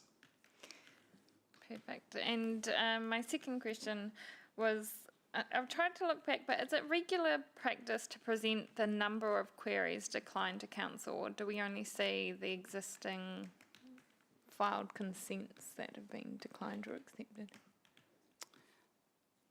I'll ask Grant if he can answer. All right.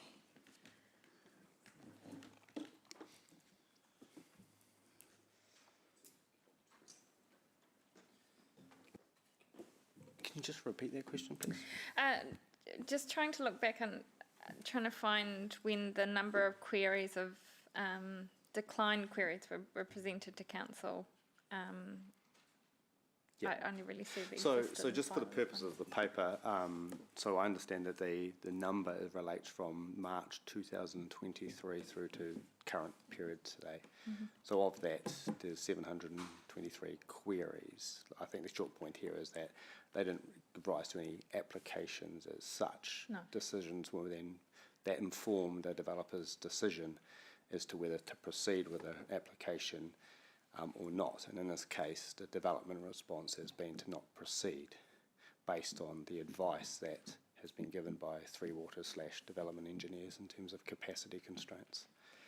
And those queries, in terms of their presentation to council, because they haven't resulted in actual consents, they just haven't been. Yeah, no, it's not something that we would we're generally monitoring. It's not something that we Yeah. would present to that. I mean, we record obviously all resource consent applications, the ones that we grant, the ones that we decline, that all the information is available to you.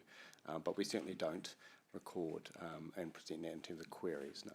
Okay, The only other point I'd make is my observation on that would be that it'd be quite conservative. Those figures are relatively conservative. So one other observation I'd make is that a lot of developers don't come to council or don't inquire. They know where the constraint is, Right. so they wouldn't be represented in those figures. So, for example, I know that most of them, and I think a number of the developers that spoke today know where their constraint is, and they wouldn't even probably put a query in. They just would not purchase a property in those, or they would just not go through their due diligence process. so perhaps the number is a bit larger. In my than what's view, about. based on what I mean, I've fronted this for 2 years in front of this particular issue with developers, and in my experience, that would be highly conservative.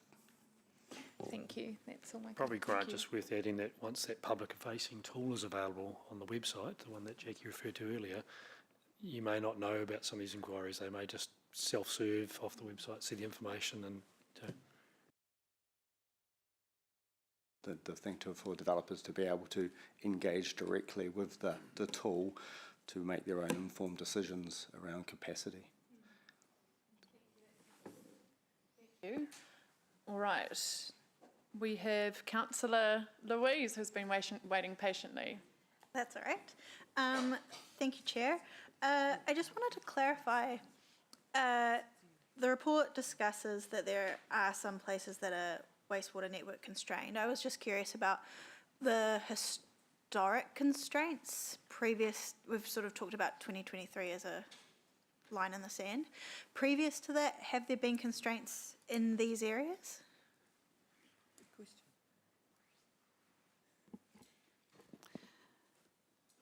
So we've known about existing network performance challenges in those areas for quite a number of years. Through the LTP, master planning and LTP funding process, programs have been presented to address some of those existing concerns, not necessarily driven solely by growth, but to address some of the existing network overflows that we know about, modelled and observed. Those projects haven't necessarily been funded. So our approach has been to try and sweat those assets as much as possible. In some areas, though, the level of scrutiny that's been placed on council around overflows and questions around what are you doing to address them has really come to the fore.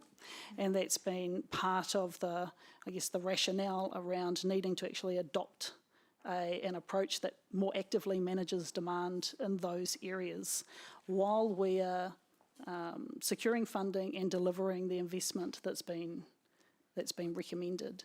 This LTP, you've approved the funding for significant investment to address those performance challenges. They'll take time to deliver.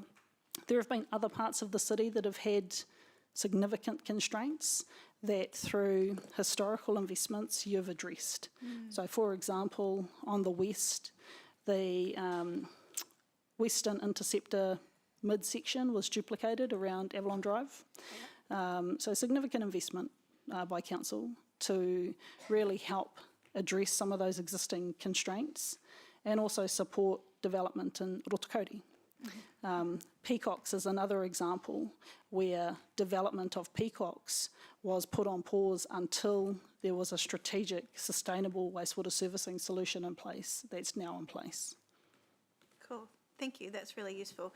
Now, I wouldn't ask a super nerdy question, of course, but if I was, there's a comment on page 37 about the increasing challenges due to nutrient contaminant load limits, requiring higher treatment performance to offset growth and seasonal variations, and I assume that's about the levels of nitrogen, phosphorus and E. coli that's allowed to go back in. Is that because there is more water going through the system that those levels are higher, or that there are just higher levels of those things in the water? So our wastewater discharge consents have fixed seasonal contaminant load limits. So on a daily basis, you're only allowed to discharge X number of kilograms of total nitrogen or total phosphorus to the river. As we get more flow coming into the system as a result of growth, we still need to maintain those fixed limits, maintain compliance with those fixed limits, which means the plant needs to work harder to maintain compliance. And so are we expecting to be able to offset when we apply for the new discharge consents with higher discharge limits for those things, or just simply continue to upgrade the plant to put out a higher quality discharge? So the Metro Wastewater Detail Business Case and the Memorandum of Understanding that was entered into in support of that business case is targeting minimum treatment performance standards, which are of a much higher level of treatment than the plant currently delivers. And part of that is in order to reduce the contaminant load going to the Waikato River and contribute to Te Ture Whai Mana, achieving Te Ture Whai Mana. The investment program that was put forward for the long-term plan and that's been approved really sets out the funding that's required to achieve those standards. Because we have an existing plant that we need to keep operating and we need to try and maintain compliance while we are building the upgrades, it needs to be staged over time so that, I guess, those complexities can be managed. Thank you. Thank you. I'll take Councillor Anna and then come back to you. Councillor Ewan? All right. Councillor Anna. Thank you. Just a question around, I understand that we've diverted some of the wastewater from the west up the east recently, and that's enabled some capacity. Can you just help me understand how we then make a decision around that capacity and what to do with it?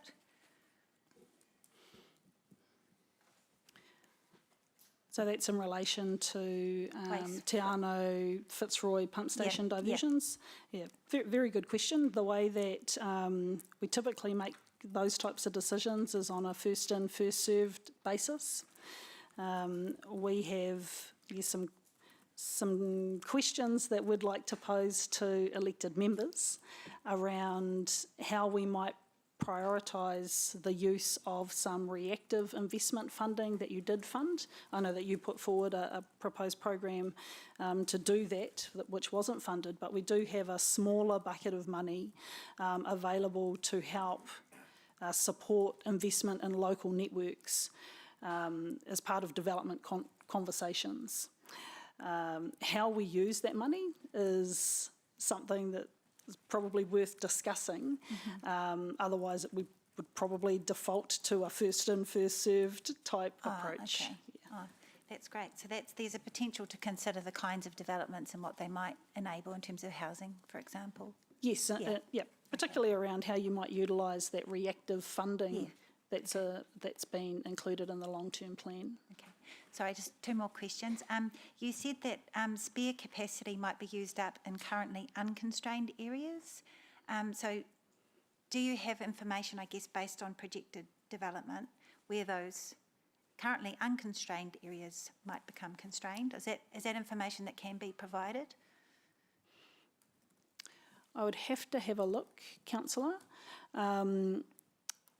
It's probably a matter of doing some additional modelling scenarios that look at, if you were loading growth in a particular area, what impacts does that have and over what time frame? Typically for our master planning processes, we get growth projections from our growth analytics team that informs different design horizons. So we typically look at it in 10-year blocks. We test the performance of the network as it is to see where the stresses might start to emerge, and from there identify, well, what investment needs to happen to respond to those pressures. So the growth projections and our hydraulic model are incredibly important to informing where investment might be needed in the future. So depending on which area, if we took Enderley Fairfield as probably a good example, where the growth projections assume a certain level of development might happen. So we've done our master planning, tested the network performance based on those assumptions.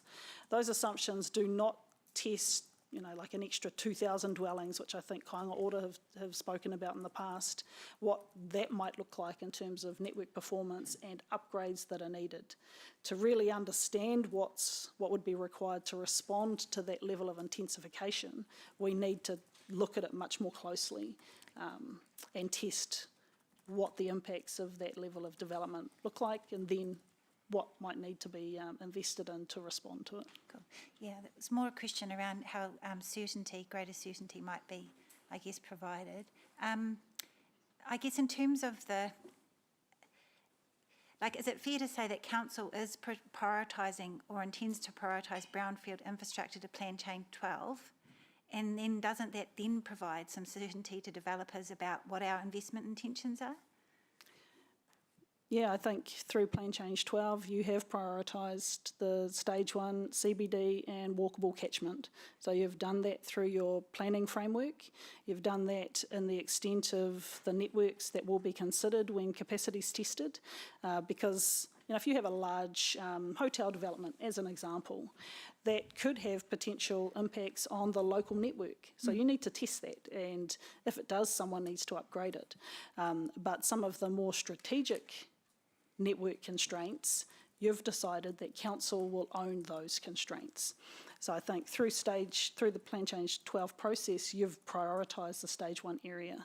You've also done that through the long-term plan in the investments that you've prioritised for the Stage 1 area above other brownfields areas outside of that area. Okay, thank you.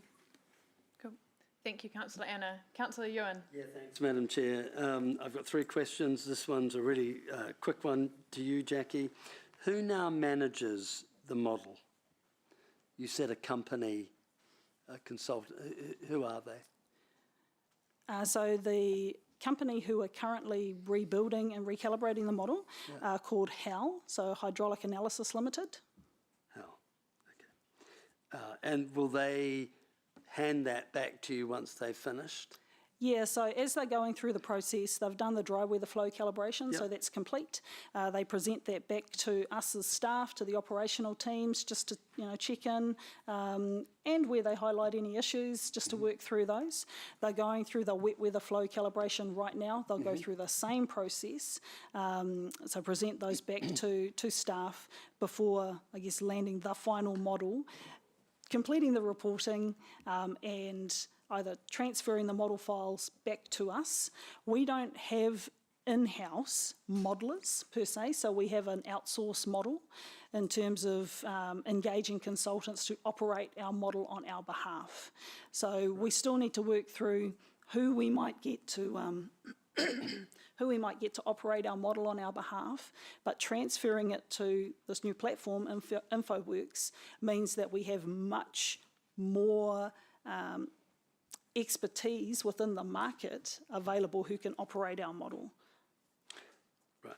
And a quick question, and somewhere along that it's going to get peer reviewed. Yeah, so it's being peer reviewed the whole way through. The flow gauging exercise was audited, the methodology peer reviewed, dry weather flow peer reviewed, wet weather flow peer reviewed. Great. Two questions to Grant, if I could. Grant, John, oh sorry, I'll let you come down. It's your exercise. John Kennell raised an example, and I think you refer to it as the one that there was a consent and it was turned down. Was that the one at the hospital? Well, near the hospital? No, it was the one on 7 Brooklyn Road. Brookland. So that was the circa 21 apartments? Yeah, I think it was 19 apartments, yes. 19 apartments. Okay. What innovative solutions, if any, did John put forward, and how did council review those and land on the no? Yeah, okay, good question. So as part of the application, John did a couple of things in terms of the application. One is I think they put forward some on-site solutions, again, not in my area of expertise around exactly what that solution looks like in terms of an on-site solution. They also, importantly, asked to have what's called a condition precedent, or an AUGEA condition, which effectively extended the lapse period of the resource consent from 5 years to 10 years. So those were the sorts of things that we needed to go through in terms of both from our wastewater constraints exercise in terms of understanding the effects on the network, and that sort of fits with Jackie, and Jackie can talk to that aspect of it.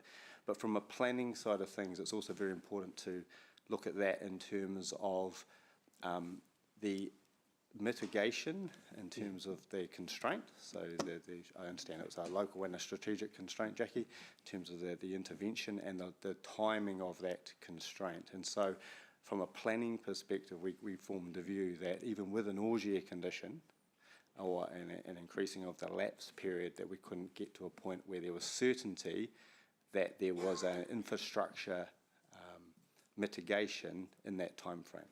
So that led to a decline of consent. So help me understand the process.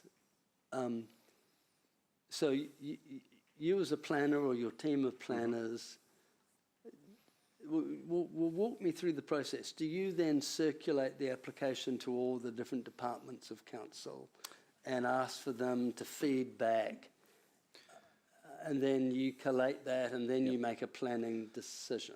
Yes, that's correct. I mean, that's a fairly good summary of how the process works. So generally speaking, if I just step back a little before we get to that point, is that obviously they'll come in for some advice. They'll receive some advice around all manner of things, but in this case, the constraint. An application will be lodged.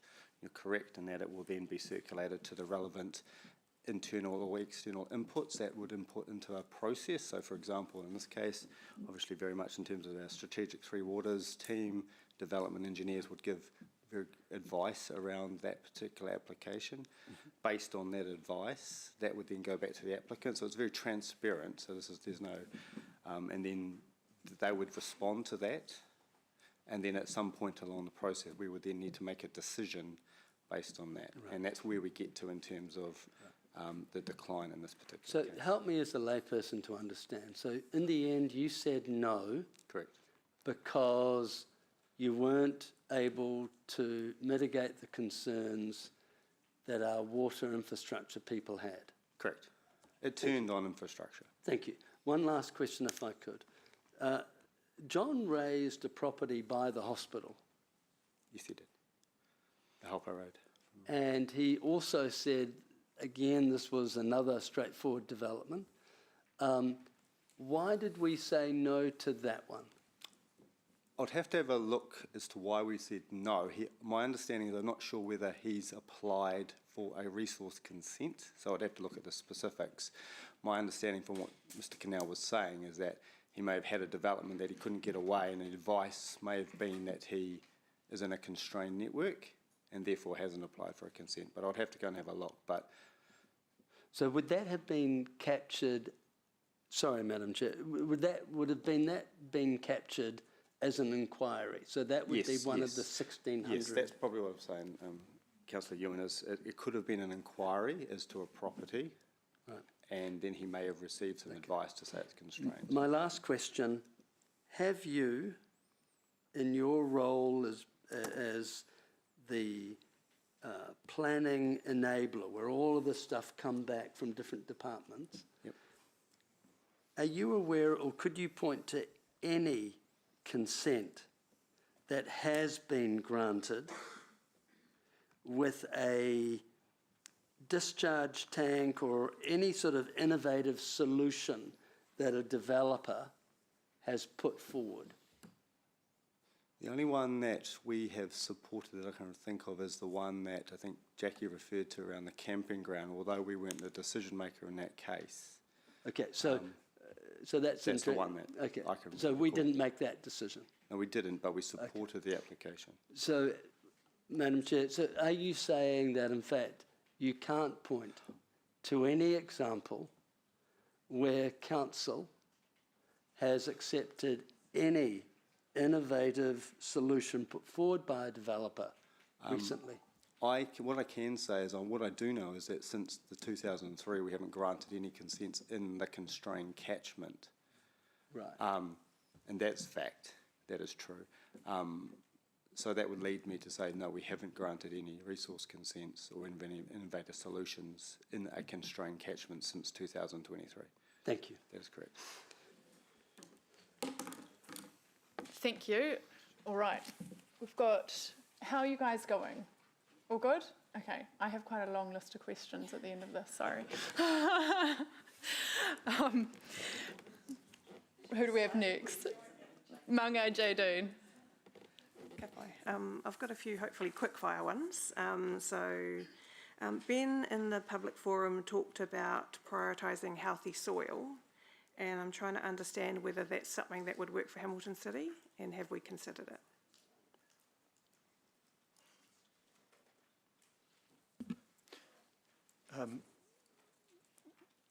It's not part of the wastewater conversation, it's part of a storm water conversation. And absolutely, we look at soils and management of the stormwater system across all of our catchments, and we have catchment management plans. You might have heard of the phrase ICMP. Just as a side note, in the Water Reform Select Committee submissions a couple of weeks ago, the Parliamentary Commission for the Environment was particularly complimentary of Hamilton City as leading New Zealand in that stormwater space for those reasons. Thank you, Andrew. I knew that, but I think we needed to close out that comment. It was left hanging, so appreciate that. Colin also talked about pushing to Ruku here. Do we have a comment to close that one out too, please? I know as part of the future-proof North Waipa, South Hamilton spatial study that they're looking at potential growth in that southern area. So it's a large area which would include the area that he's referring to. So Mark's team are heavily involved in that work, but there is a spatial study that's being undertaken to really, I guess, explore what development opportunities might exist down there, but also what some of the challenges are to making that happen. Thank you. Sorry if it feels like I'm asking questions that I already know the answers to, but I just wanted that to get out there. Jackie, this one's for you in terms of within the paper we talk about iwi and hapu engagement. I'm trying to understand to what extent that is embedded within the Hamilton City Council team. So if, as an example, you weren't here in 2 months' time, what would that look like moving forward? I think within the waters, speaking from the waters perspective, I think it's deeply embedded in the team culture. There are compliance requirements, so we have consent conditions that say we need to engage with iwi and hapu representatives, but the relationship goes beyond that. It really is on a it's been built on trust over time, and that's really come through investment of time. And I see Mairi and Ray in the room, across the business. So both from an operational perspective and from a strategic planning perspective. So I think we're in a good place within the Waters team. I know that Shane and Muna and Sam are also working on the Mātauranga framework, which is seeking to, adopt and apply some of that really good practice that happens within council, because it is quite leading across the organisation. So I think that work is in progress, and they're looking to roll that out across different departments right now, actually. Goodbye. Thank you for that. And final question in relation to the risk appetite that's presented in the papers. Could you just give a bit of an explanation in terms of how we landed on the particular risk appetite that we have in relation to wastewater? I know it's a large question, but... From a process perspective, that was facilitated by KPMG coming in through risk and assurance as the new provider. For wastewater specifically, particularly in this region, any overflow or any loss of containment is prohibited, and Regional Council has been very clear in relation to that point, and make references to sections in the RMA where it's unlawful. So I think that hard regulatory position helps inform the risk appetite. I think Hamilton's got it about right, because it's not a hard no. It's a neutral, so we do accept risk, but there's limits around what you can do within that the legislative framework. Okay, thank you. And supplementary on that one, we talk in the paper about our appetite for Te Tiriti o Waitangi, legislative breach being averse. Is that the same for Te Ture Whaimana?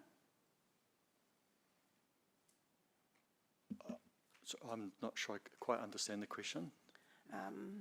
Sorry, within the papers, Yes. we say that we are averse to breaches, of Te Tiriti o Waitangi. I'm just trying to understand whether that also tracks through to Te Ture Whaimana. Is it the same level, averse, or is it neutral? Yes, because that's been the city position in all of its submissions on the water reform pieces of legislation. It's been the position in all of the plan changes, so it's held in the same regard. Okay, thank you. Are you going to ask about planning? And I think just referring to the table on page 49, so council have adopted a cautious appetite for not meeting its obligations, and Te Ture Whaimana absolutely falls within that frame. Kia ora. Thank you. Max is going to ask about granny flats. Kia ora. Yeah, look, I'll start with that actually. Just waiting for the button. That's it, thank you. Yes, we had seen just recently that government are proposing changes to permissive reforms around granny flats and allowing those to be gone on to sites without resource consent or other consenting processes. What do we have in place there? Or is there a separate process that would need to happen to allow that action?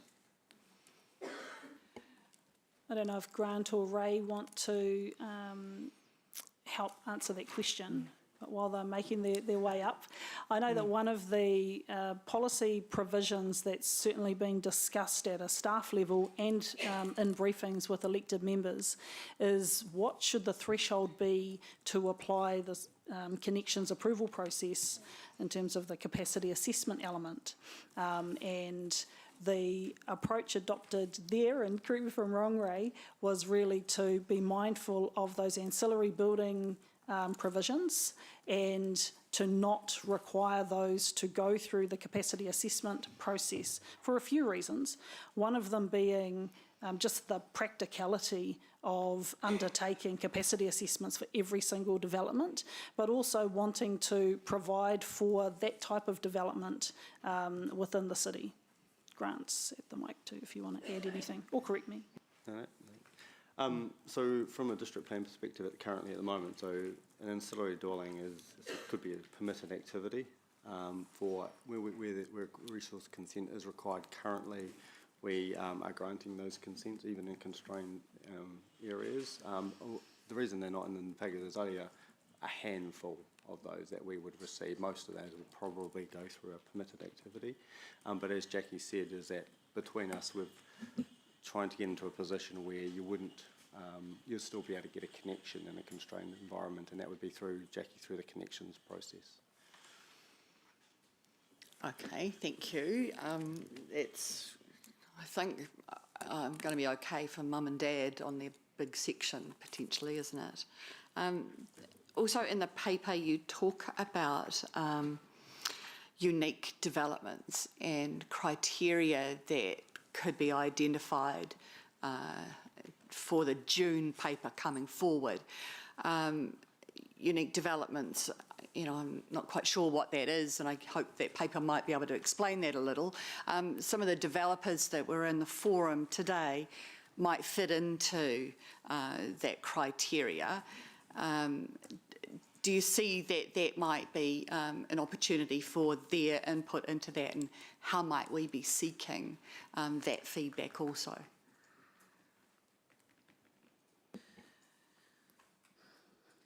Through the development or review of the connections policy, we've had a number of discussions with you around, you know, what exceptions council might want to put in place to the rule.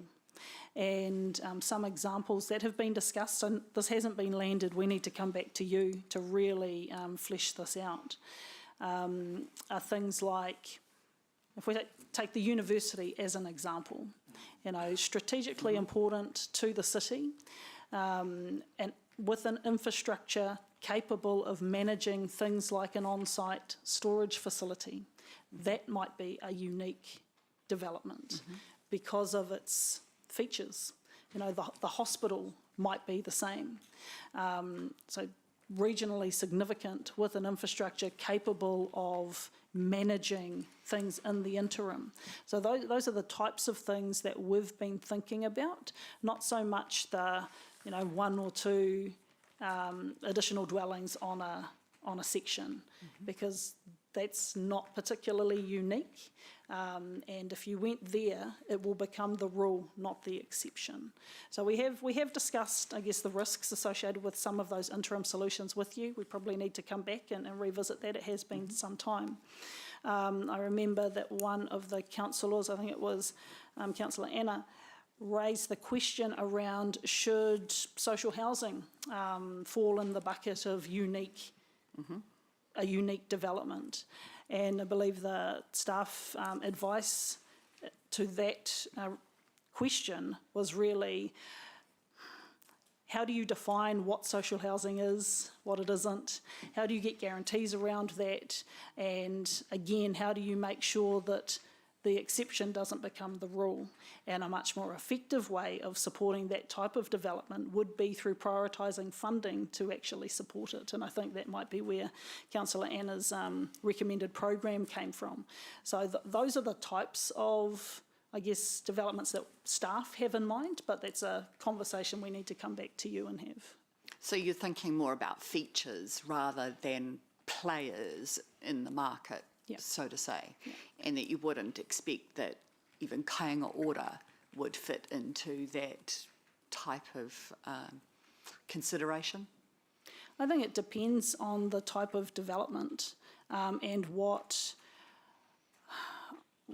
commitment they would have to making sure that interim type solutions are actually functional and actively managed. Okay.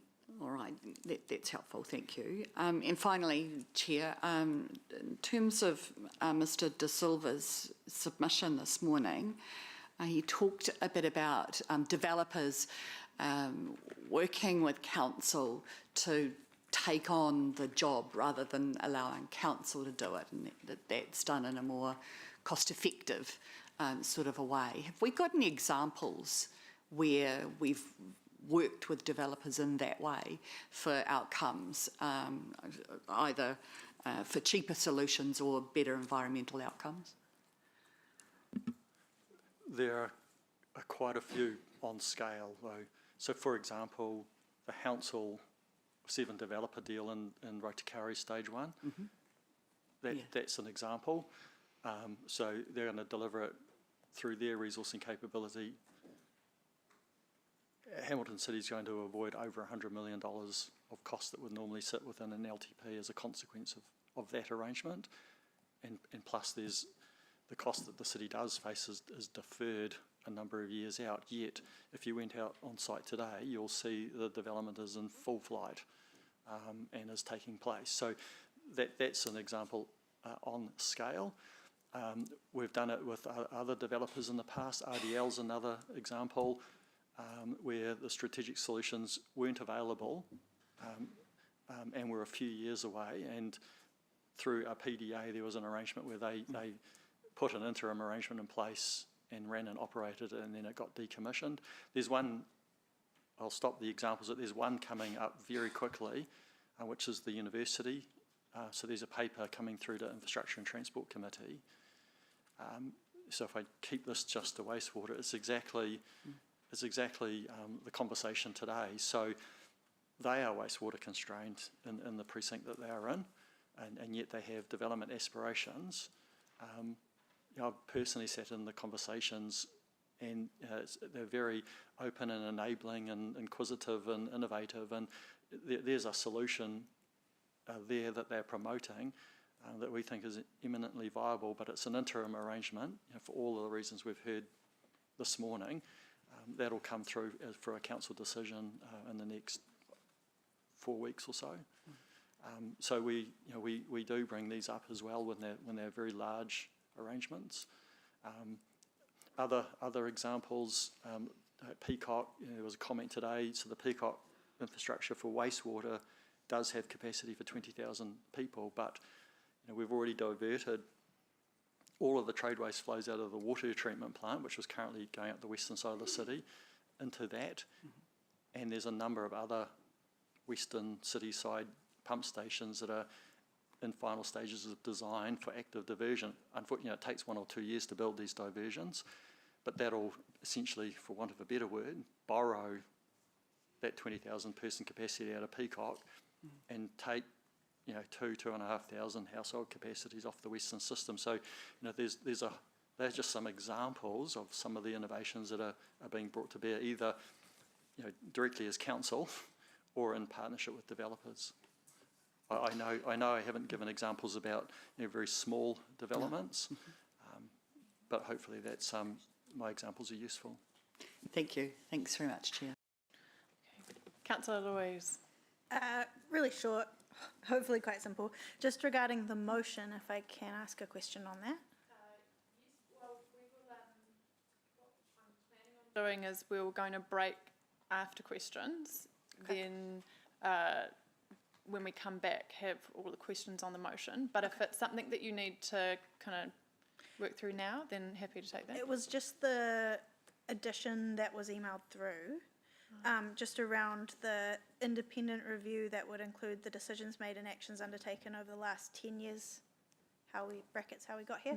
Just curious from staff if that's the right time. I'm not trying to make it like way worse for the review to do by suggesting the time frame should be longer, but just wanted assurance from staff that that was a good time frame to get a picture of how we got there. Did that make sense? Is that could be something that I'm just thinking, is it Blair or Lance that you want to answer? It's still being worked through the wording at the moment, so it's. Maxine suggested 10, I said 5, but I was comfortable with 10. That's what Okay, sure. I just didn't want to. I just wanted assurance that we weren't sort of constraining it either way. That was a good time frame. but if no one has beef with it, that's Any fine. thoughts at the moment, or we can I think give it Leah some and I thought? probably just need to have a quick Yeah. chat about that in the break, if that's possible. Okay, so we'll continue, thank you, we'll continue to work on that then and Sure. can come back to that once we're back from a break. Sure. Question. Okay. Right. I will try to be succinct with these questions. The capacity tool, Jackie, with having part of the tool only available for internal use and then then having this kind of web portal available, can a developer with confidence look at the web portal and say, yes, I can or cannot buy and develop this section?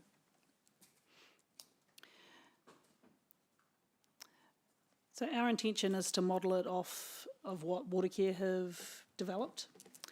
And what their tool does is that it identifies at a high level, it's like a filtering process, where areas are constrained. So it doesn't highlight areas that are not constrained, they're just not featured. Where areas are constrained, what that constraint relates to, and what councils and Watercare's position might be in relation to development in that catchment or sub-catchment. They've taken a similar approach to what we've already done around honouring existing consents. So in many constrained areas, they basically have a series of questions that you can answer, and the link is in the report as well. One of those questions is, do you have a current resource consent? If the answer is yes, then their standard response is typically, we will honour that. You're good to go. If the answer is no, depending on what the constraint is, the pop-up note really provides information on what the constraint is and whether they have plans to address that constraint, because in some areas they don't. So in some areas, and Waiheke Island is an example of this, where their standard note is, our wastewater treatment plant is constrained, we have no plans to upgrade it. And so it's quite black and white. In other areas, it might be, this pump station's constrained, we have a program to upgrade that pump station between A and B dates. Until that time, it's a constrained catchment. So it's that type of information that our public-facing viewer will provide. And would there be value in having the rest of the viewer available to developers? Would that provide them a greater depth of information? I don't think so. That's a filtering tool to help them determine whether, well, not just the developers, but the community, where their property sits within the constraint space. There will be standard responses that say, if you want more information, get in touch with us. So a big driver for the public-facing viewer is to try and manage the volume of queries that come through the door. We are still expecting queries.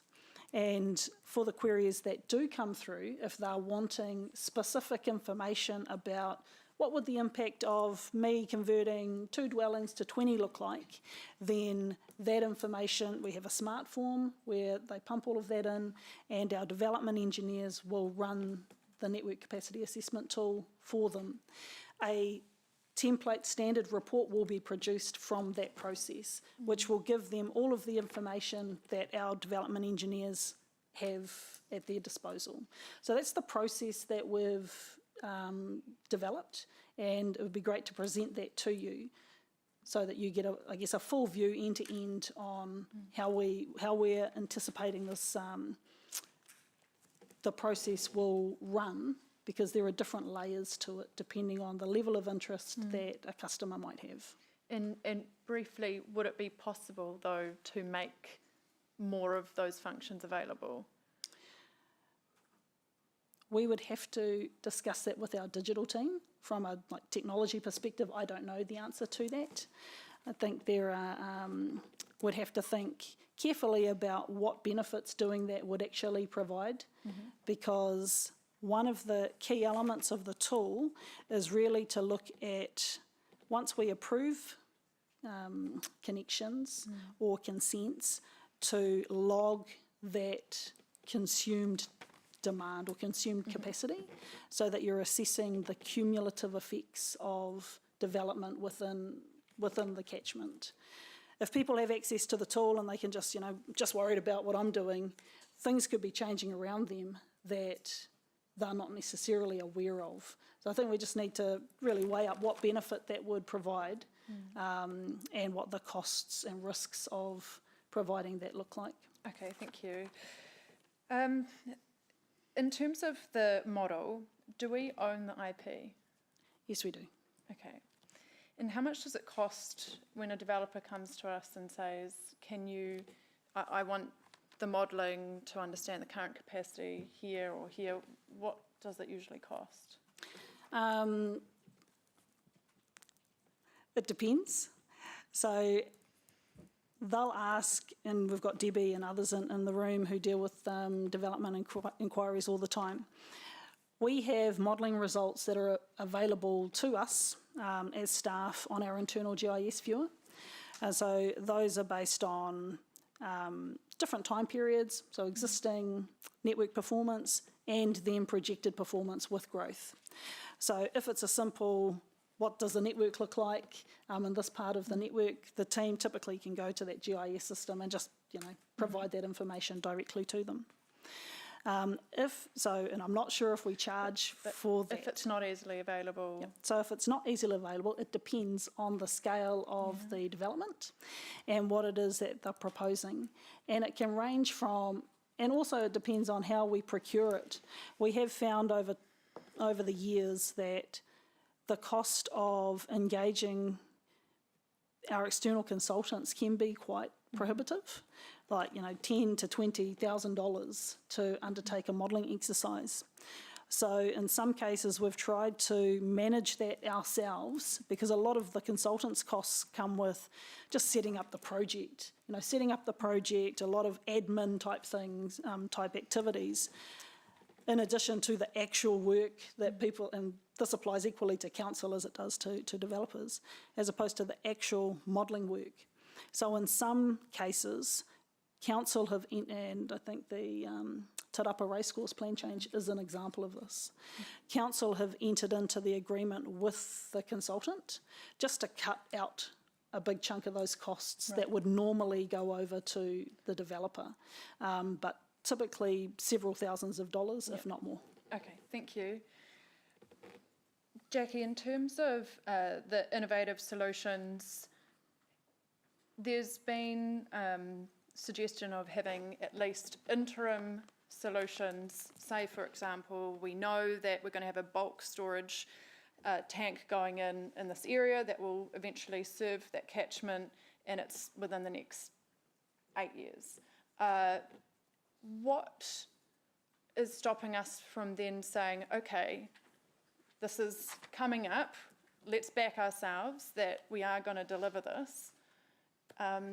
Yes, you can have an interim holding off-peak tank, and you as the developer will need to manage it. If there's any failure, you pay for that up until that point when we've promised that storage tank will be in place. I think it's a risk conversation that needs to be had. So if we look at some developments in the southwest of the city where we had plans in place, contracts awarded, quite a lot of certainty, well, not a lot, but certainty on delivery of the infrastructure. And in a case like that, council and the planning staff agreed that in an Auger condition that says we won't connect until this thing is in place was acceptable, because there was a level of certainty that the permanent solution would actually be delivered. With some of the larger and more complex infrastructure, when we don't have that level of certainty right now, there is a point at which that certainty improves. But if we took bulk storage as an example, we still need to go through planning designation processes to get through that part of the process. Then we need to ensure that the funding to deliver that solution is retained. And we have, I guess, experience where that's not always the case, that sometimes that funding, it might sit within the current LTP, but next LTP is not there. And so there's I think it's that risk conversation, that risk appetite that council might have, weighing up, I guess, the uncertainty around delivering some of these solutions, particularly those that have a long lead-in time, like those bulk wastewater storage solutions. Our typical approach to interim solutions is we'll go there once we've got certainty that the permanent solution will be delivered. And how do we have this conversation?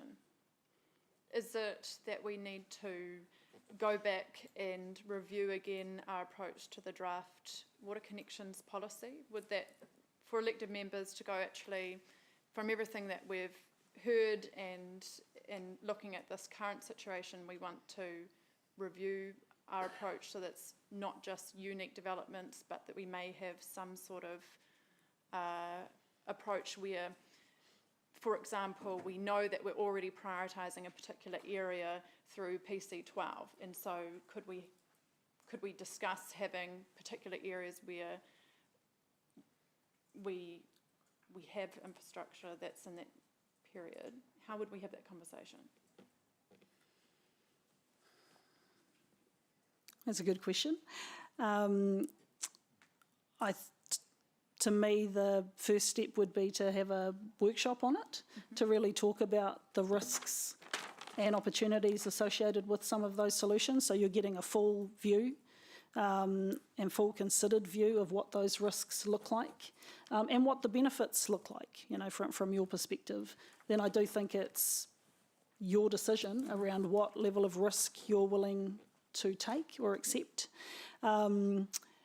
Grant might have a different view in terms of, I guess, his obligations under the RMA, but from an infrastructure perspective, I think it does come down to risk, and really just being mindful that no decisions without risk, and for things like off-peak pumping, there are examples that we can draw to where those risks manifest.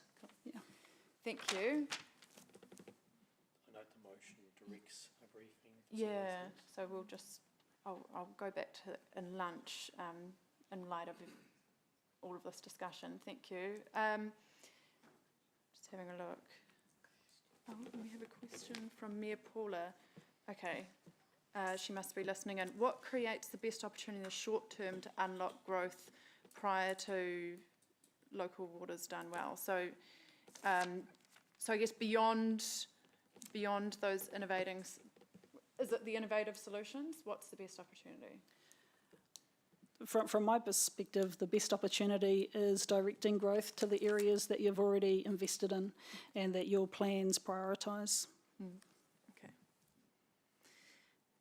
In terms of, so we've had comments around utilising existing capacity in the network where we expect there's going to be 30,000 people living in Peacock, for example. You've got this whole main trunk line going all the way to Puketi. It's going to take a long time before, well, actually, it's never going to, eventually it will go to Southern Wastewater Treatment Plant. But in the meantime, this is just one example that has been raised. Can more plug into that?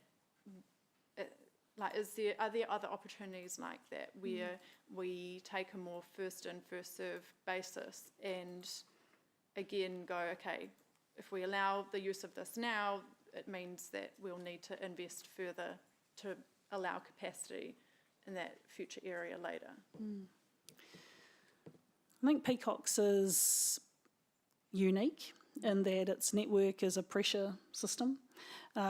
So the only areas that you could really use that capacity for are areas upstream of the main pump station. We have looked at options of plugging other local and trunk pump stations into those lines. The complexity of the controls was seen as too great and the risks too great, so we've backed away from those types of solutions. But I think, as Andrew's mentioned, the discharge from the water treatment plant and some of those southern catchments being diverted into that network is already doing what you've said. We do have examples within the city where we're doing that. So we're diverting flows from one part of the network to a part of the network that wasn't designed to service those areas, but there is spare capacity right now. We have Snell's pump station is a great example of that. So that's within the Enderley Fairfield catchment where we've done that. We've diverted flow away from the constrained eastern interceptor into the far eastern interceptor. So we do those types of things and explore those types of things often to support the stage 1 area, priority area. Our strategic wastewater servicing solution is to divert the Seddon pump station off of the central interceptor into the western interceptor, because there's capacity available right now. It won't be there all the time, or forever, but there's capacity right now that means we can plug into that and avoid having to upgrade the whole central interceptor, which will have to happen eventually. But we think about those things often. Okay, thank you. What are our assumptions that we use for the modelling? Because we had one submitter say that they thought that it's a case that we don't really differentiate, is it a 1-bedroom or a 4-bedroom house? So keen to understand that. I've had comments that we kind of basing it on everything all happening at once, going into the network, plus your heavy rain event. Just interested to get clarity, if it's possible, on our assumptions.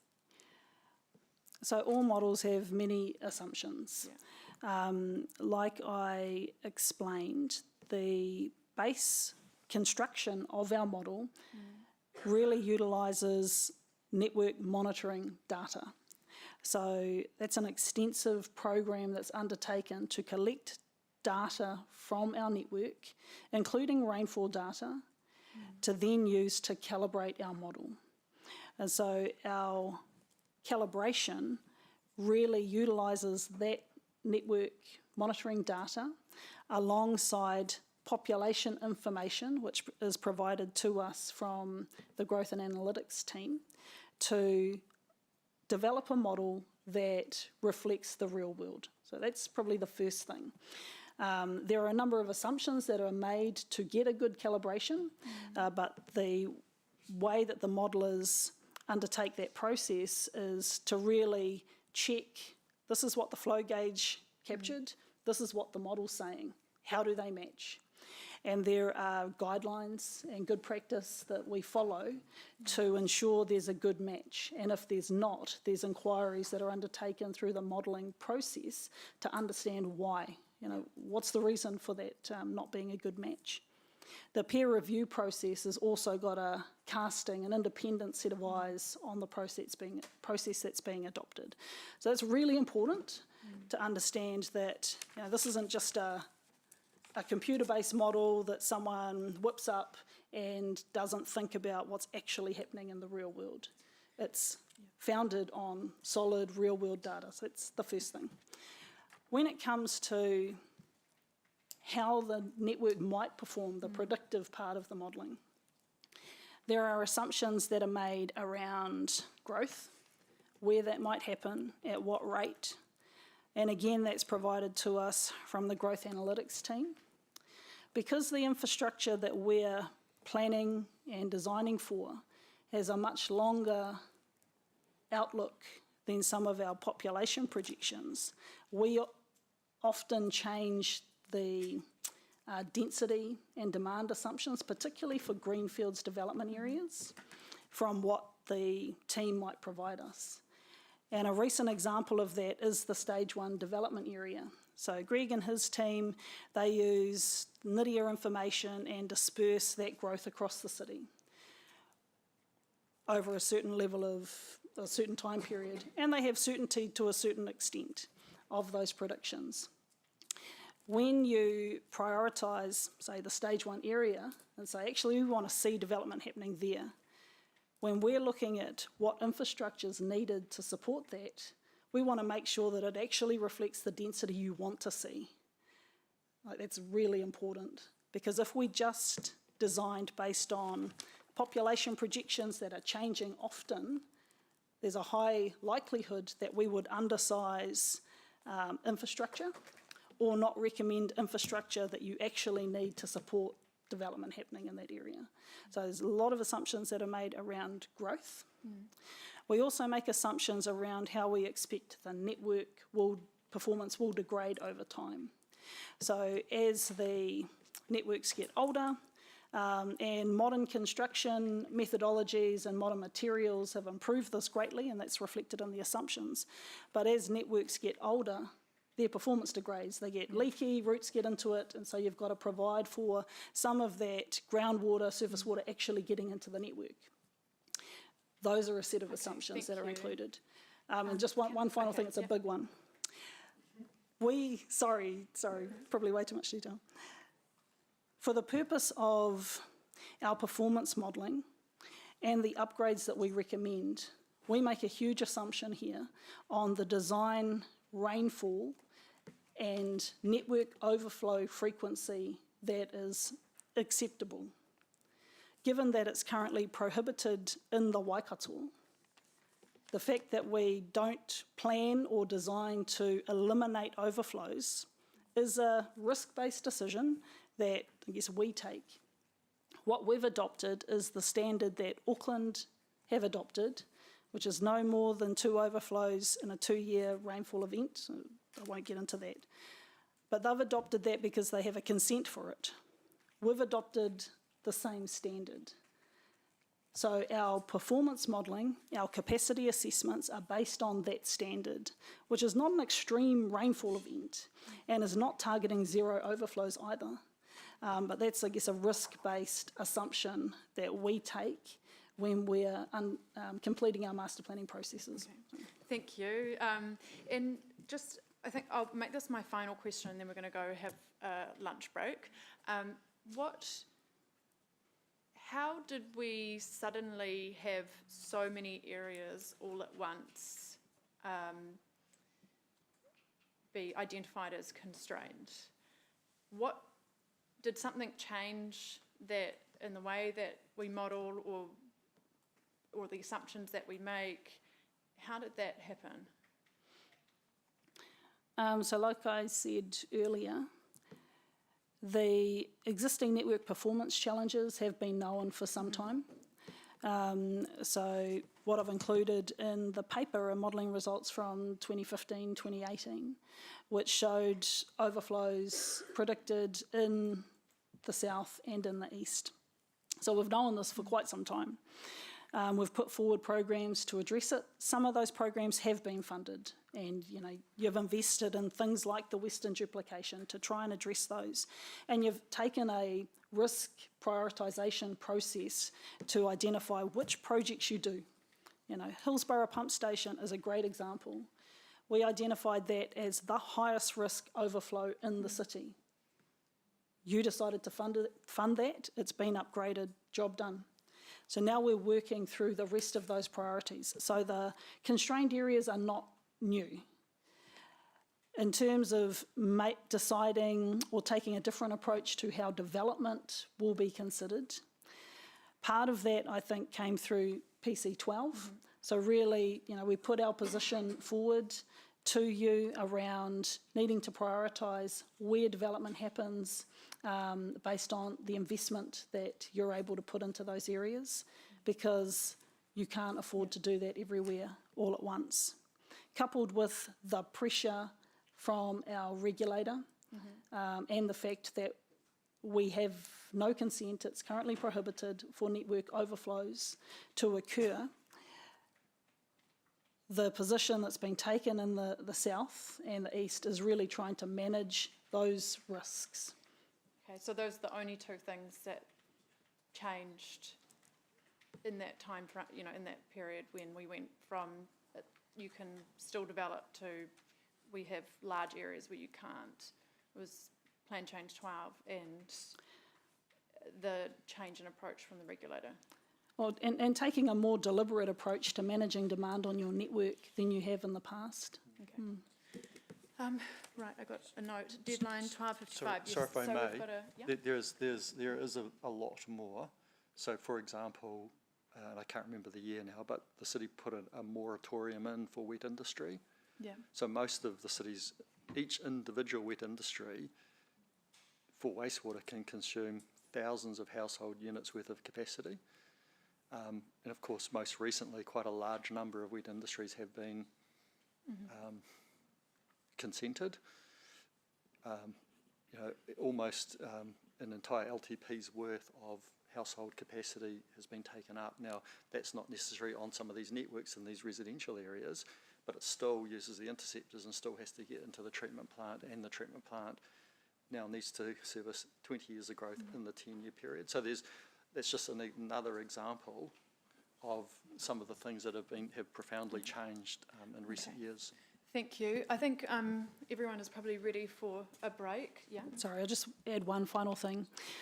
I think another key thing that's changed is the way that the development engineers are assessing capacity from what they've done in the past. So historically, they've really had a narrow view of the receiving network's capacity.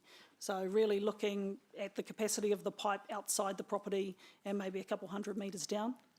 Through the PC12 approach and really taking into consideration these regulatory risks, we're taking a holistic network view of capacity.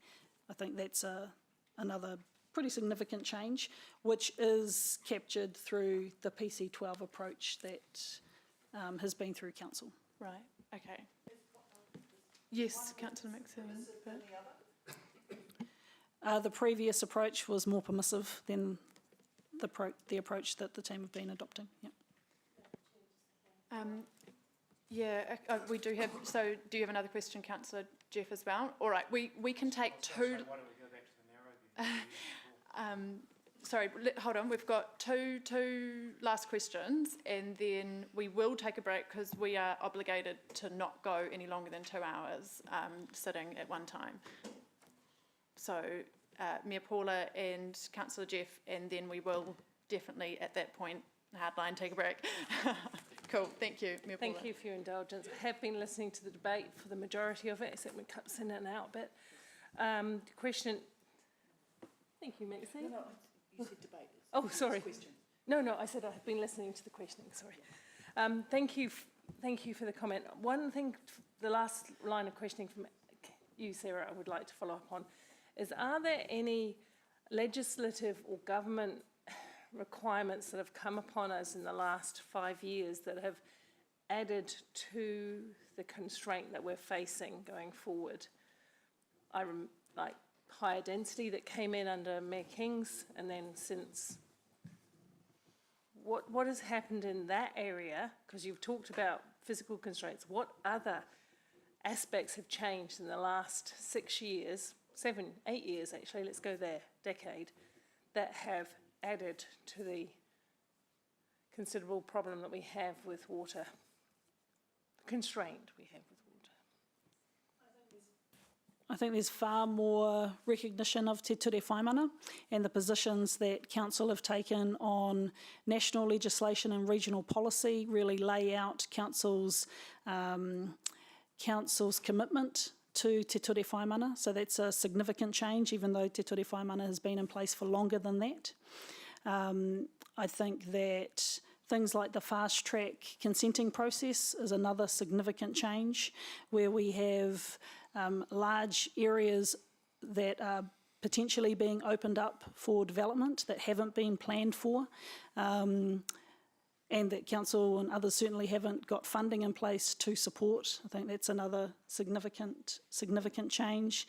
The MPS freshwater space, medium density residential standards, all of those policy levers are also, I guess, big changes.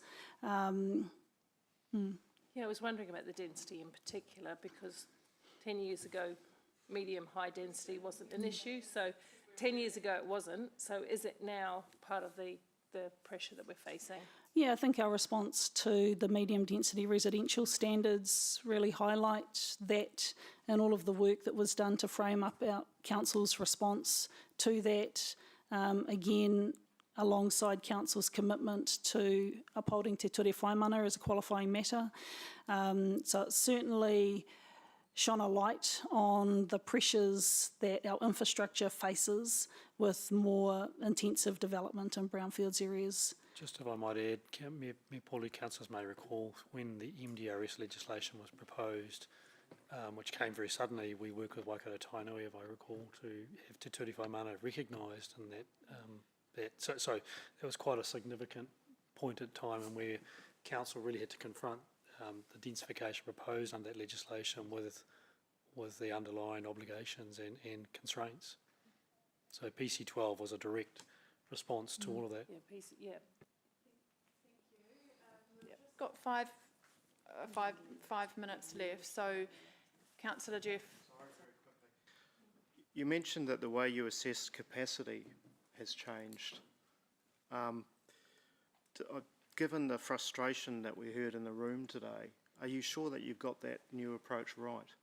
And perhaps we should consider revisiting it. I think if that's a risk setting that council want to revisit, then that's something you're able to do. One of the challenges with the previous approach is that in terms of compounding existing network challenges, council carry the can for that. So by taking that narrow approach, you're potentially approving developments knowing that it will result in a worsening of our network performance, and in terms of owning the impact of that, that will sit squarely with council. So I think it comes back to a risk question and conversation that council can have and should have. Has this council had that discussion? Have elected members had that discussion about the change of approach in terms of the way capacity has been assessed?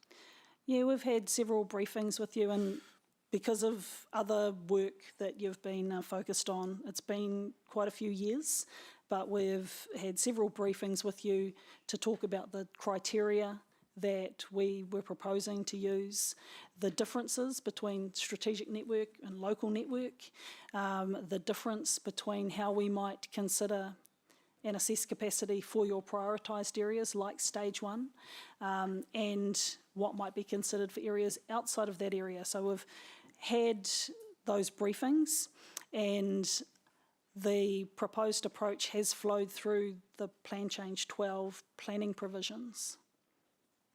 Okay, sorry, I'm not quite sure I got an answer. So given what we heard today in the public forum and the loss of trust that we've heard from some experienced developers, is it worth reconsidering the change of approach that we've made in assessing capacity? I think if councillors want to reassess the risk appetite that you have for network performance and overflows, then that's something that you're able to do. Well, what about you? I mean, are you happy with what you heard today? Councillor Jeff. I mean, are you happy with what you heard today? I think Jackie already answered that in terms of wanting to change take a different approach to engaging with developers. So we're going to take a break now. I think that we will need to come back in 45 minutes to continue to be timely today. Cool. Thank you very much. 1:40. Good question. Are we coming back into questions or debate, Chair?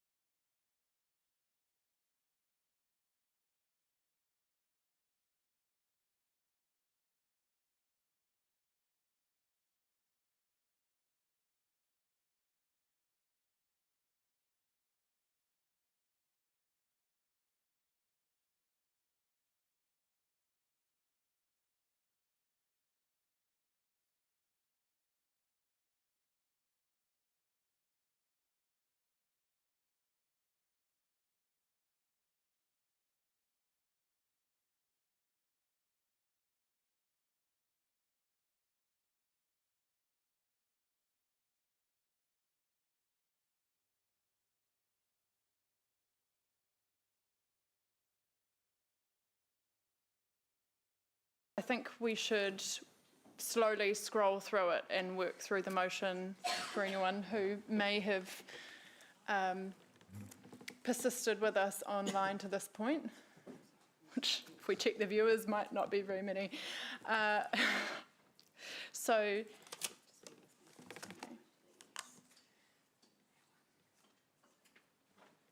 okay. Right. So if we work through this, we're receiving the report. We're noting that another report on wastewater, covering the topics that are following this, will be coming to a council meeting in June. And we're requesting a list of information around the impact that future investment programs will have on wastewater capacity, some more detailed maps, the analysis of economic costs of the constraints, and then options that will enable members, elected members, to reconsider risk settings, provide direction on how we utilise existing capacity in the network, and provide direction around the prioritisation of the reactive wastewater capital budget. We're also noting that there's going to be a working group for elected members in regard to developing the statement of expectation for the CCO, and that this will be presented back to council. We've got a note that staff will continue to engage in regard to innovative wastewater solutions, and in regard to innovative wastewater solutions, this is also covered when we talk about re-evaluating our risk settings and what we're potentially open to. Okay, we've got maps. The map is available today, but it's indicative, and a finalised map will be the end of April. This is a long motion, and a note that staff and elected members will work constructively with developers to share information and explore innovative servicing solutions.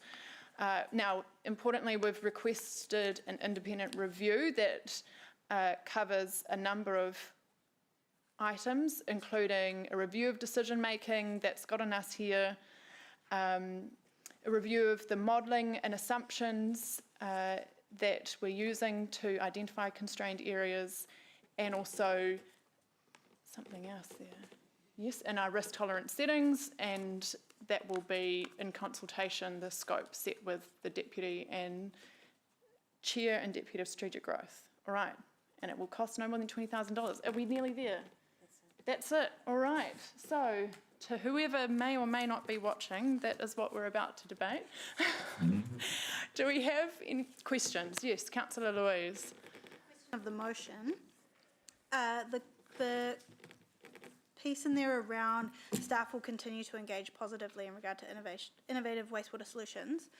I guess my query is just how do we know we're successful in that? Is that going to be included in the next report? Will we seek feedback from developers that we're achieving this? So just it's a good question. So actually, we did have in there that there would be a regular report back to this committee on proposals that have been made. And there was concern around, and then how we respond to them. There was some concern around adding a lot of additional reporting. Is it, though, something that could be done fairly briefly through a general manager's report? Yeah, that's sort of what I so that it's, you know, it's not a report in itself. It just has a table. There's a line somewhere. The ones, the location they were, and then what they requested, what was resolved. Or executive update. We can find a way either through executive updates or the GM report. I'm just very mindful of not creating an enormous process. Yeah, so yeah. Maybe if we note that it will be noting outcomes of proposals will be reported back to elected members efficiently. In some way. In some way. Yeah. Yeah. Okay. I just would have sucked to have just heard from developers in a year's time that like, oh, he didn't do it. It's like, oh, well, I'm sure he did somewhere. And I mean, I do think my preference would probably still be through this committee, but just in a very brief, half a page or something. I mean, so that success will ultimately be that developers don't come along and give feedback that they gave today. that through other forums we're getting different, more balanced feedback that reflects a different outcome that they're experiencing on the ground. That's ultimately success. And I think we have some other ideas as to how we may be able to capture that as well. Okay, cool. I am going to say through this committee, but being clear, this is not a whole report in itself. It's an efficient report something that would have fit in an exec update, but I like that it would be on a public record. Okay. Are there any other questions? Yes, Councillor Emma. Yeah, I just got a question on DIC about the workshop or the information session or the working group, just because not all council members are on that working group, and I understand there's a time pressure around that, which is why it's been included there. Is there maybe a staff action we can include that will allow for all members to be advised of the meeting and that this would be raised in that? Are you certain comfortable meeting? as the chair of, the person chairing that meeting, Mayor Paula? So Councillor Emma's raised the point that if this comes to information session to then inform. No, I do think so. So we're talking about. But yeah, it's either or, and if it's not an information and so in session. one case you have everybody, and in the other case you have only a portion of elected members. So we want to be able to have everyone. Everyone at the table. I think the intention was that a number of those matters would go to a briefing session, which is obviously all elected members. Yeah. The Waters and Rates Working Group will obviously be discussing the proposed CCO statement of expectation, but Andrew may want to jump in here, but I think that will still at some point go to a briefing as well. Absolutely. The intention is to bring the statement of expectations back through a council briefing and then ultimately in a formal paper. Yeah. Okay. Okay. To feedback to a workshop of council or whatever. So I mean, think we it's could just say the above will be provided to elected members via an information session, and for the purposes, and then there's nothing stopping us from also having a pre-discussion at the rates working group to refine things and have an initial discussion with that. Yeah, just as long as there's the opportunity, because I thought it was an either or, so just precludes us. And two talks about providing so I would like to see the current draft of the Statement of Expectations ASAP, even though it's not ready. So to have that circulated to all elected members, or at least to that working group, so that we can start to be thinking about it very early. So that's the intention with that there, as early as possible means We could absolutely commit to next week, if that's acceptable. Next week, Monday next week? Acknowledging it's nothing perfect, it's just we need a starting point for us to be thinking about things. Well, I don't know how full the agenda is in the briefings, but it could even be the briefing next week as well. But completely open, but we could certainly achieve next week. So it's, the intention is to have it circulated. It doesn't mean necessarily a briefing, it's just, okay. It's probably circulated at the moment. It's probably still very much a work in progress, isn't it, Andrew? Yeah. So. Meet again, please. Timing is everything, right? Next Tuesday. So if we meet next Tuesday and then aim to have a workshop of the elected members as soon as possible after that, seems reasonable, doesn't it? Okay, so can we have it circulated by next Tuesday? That at least acknowledging it's just very much a draft. Okay, can we note that? Okay, thank you. Any other concerns, questions around the wording? This is very helpful. Yep. Councillor Ewan. Oh, sorry. Councillor Maria. Yep. My question is about the $20,000. Where's that going to come from? And can we be assured that it will be kept at that 20,000? We're not going to come back and ask for more should it cost more. Lance. We're doing quite well on our balancing the books this year, so $20,000.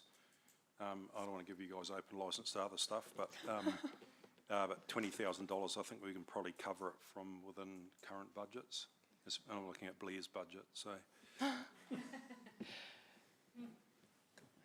And you're confident that with what we're asking, I mean, it's a short and fairly targeted review, we should be able to do that within that 20,000? Well, you know, it won't be it won't be the full 100 grand, banger. So it'll be, we've got a lot of the information, so it's just about pulling it together and putting it in a succinct form that you can digest easily. Okay, thank you. Right. Councillor Ewan. Yeah, very quickly. Just you kindly agreed that we would have 3 minutes in debate. Yes. Yep. I just wanted confirmation. I wanted to hear it from you. Yes. Yes. No, I did say earlier today, but it has been. To be fair, it's been a long day. When I went to go get sushi, the lady said, "Oh, you enjoy your lunch?" And I said, "You too." And I was like, clearly my brain is fried already. So it's been a long day.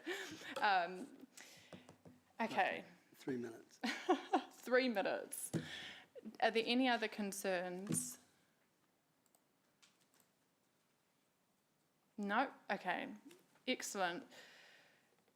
We are into debate then. And all right. Well, I'm going to say thank you to everyone who has worked really constructively today. Thank you to our staff for answering so many questions. This is a really critical issue. When you look at those maps, I mean, the scale of the area that is constrained is very large. It covers your older areas and areas which are otherwise very desirable to be doing redevelopment. And so I think regardless of what comes from this exercise, what's important is that we have turned over stones, we have tested what we are doing as a council and our approach, and that we have then made a considered decision as elected members on what the risk settings are that we feel are right for the city, and that we then also provide very clear and very strong direction to this CCO that we're potentially setting up. That is absolutely critical, because if we think it's hard to kind of get our heads around and uncover what we're doing right now as elected members and understand it, it's going to be one extra step away from us if we set up a CCO. So setting that strong direction now is absolutely critical, and we don't have long to do it. And I think that in terms of having an independent review of modelling and assumptions, ultimately we are lay people, and most of us, like in terms of engineering and waters, and I think that it's really important that we're able to test what we're doing in a way that gives us confidence, and I think an independent review is the only way to do that, because I don't think I could sit there and test that myself. So it's a good way forward. And if we can, if we look into these options, and if there is the ability to, for example, have interim holding tanks, to be able to have a longer time frame between, so we can say, hey, look, infrastructure is going to be there in 5 years, we'll provide you some certainty now around development. Those are the things that could make a real difference in terms of making it easier to build here in the city, and unlocking development, which otherwise, in some cases, it's not happening. So thank you, everyone, for being really constructive and getting us to this point. I know that there's frustration in terms of some of the lack of decision making that's come to us as elected members on this. I think ideally in hindsight, we should have been able to assess that decision around turning off large parts of the city and be able to balance all of the risks at that point. But look, we now need to move forward and be really constructive and provide confidence to those looking to invest here in Hamilton and build our city. Thanks. Councillor Jeff. Happy to support and second this motion because I'm really keen to see some immediate action, and I support a review of what has occurred and how this has come to happen. I think the Chair's report, which was very clear and direct, as well as some powerful public forum submissions from our developers, just highlighted how they feel the suddenness of what has happened in terms of turning off development to a large part of the city, and the consequent loss of trust from some and loss of economic development. I mean, overflow discharges are not something anyone wants, but is that always the risk here? My question is some of our modelling too conservative? With questioning today, it became apparent to me that staff have changed the way they assess capacity, and I don't believe elected members were ever told the exact implications that would come from this change of approach. And also, are we being open enough to alternative treatment options, to negotiating trade-offs with developers? I often hear our staff say that we're open to alternative solutions with wastewater treatment, but I also hear that in the constrained catchment, which is huge, we haven't granted one alternative solution since March 2023. So the message I want to send is we want you to look harder and quicker at this, and if there is some risk involved in getting more developments away, then as an elected member, I'm prepared to wear that. There's always going to be a cost to the way we developed in the last decade or so with all the brownfield development. The more intensification and the fact that it has caught up with our infrastructure. And I accept that there are limits to where you can develop. If you develop everywhere, you're going to run into trouble. And I also accept that criticism about the Council's lack of investment over the years in this area. But has Council taken the right response by unilaterally turning off so much development over the last 2 or 3 years? I think this Council is in a vulnerable situation here because we stand rightly accused of not looking after our fundamentals here. Yes, fancy infrastructure, we've done a bit of that in the last few years, but we haven't been doing the basics. We have the well-being, shaping a green city, shaping a fun city, city with lots to do, but we've forgotten the most important one of all, which is a city where people thrive, ensuring there's appropriate infrastructure in place to build houses. And isn't that one of our top priorities? Haven't we got a housing shortage? So if we haven't got this basic need in place to allow houses to be built, then we need to accept some risk and take some chances and be open to more alternative treatments. So for me, going forward, a flat no to attempts to develop in constrained areas in itself from staff isn't good enough. We need to fix this. Oh. Councillor Maria. Oh, tēnā tātou, kia re te iwi. Hello everyone that's listening in online and everyone that's come in today. Everything is about relationships, and it was concerning to hear such an overwhelming kōrero from the people that came in today for the submissions about calling for clarity, for certainty, so that they can have confidence to move forward with their developments. It seems like there's been a breakdown in communication somewhere. If we can tighten that up, whether it be through what our staff already do, ensuring that's even more robust, I'd like to actually see us sit down together like we have information sessions. We have information sessions with our key developers in the city and actually have some workshops so that we don't get to this point where we have an overwhelming load of submissions coming in saying that they lack trust and confidence in what we do. That's probably the most concerning thing for me today. On the other hand, we also must have trust and confidence in our staff that are experts and know what they are doing with their topics of expertise, such as wastewater. We've heard from Jackie Collier today the implications that our decisions could have in terms of risk with pursuing other avenues in managing our wastewater. I am confident in our staff that they know what they are doing. However, there has obviously been a breakdown somewhere, and that's what I'd like to get to the bottom of, is where has the breakdown been? How can we improve our communications to ensure that our developers who invest so much time and money and also receive back returns on their investments, loss or not, can have confidence to continue to develop in our city, but not at the cost of our environment and not at the cost of continued overflows, because this is going to come back to us again. We don't want to be caught with decisions that will bite us in the backside in the future. It's a balancing act, and it's a really, really tough one. Kia ora. Councillor Andrew. Thank you, Chair Sarah. Wastewater is core business for councils.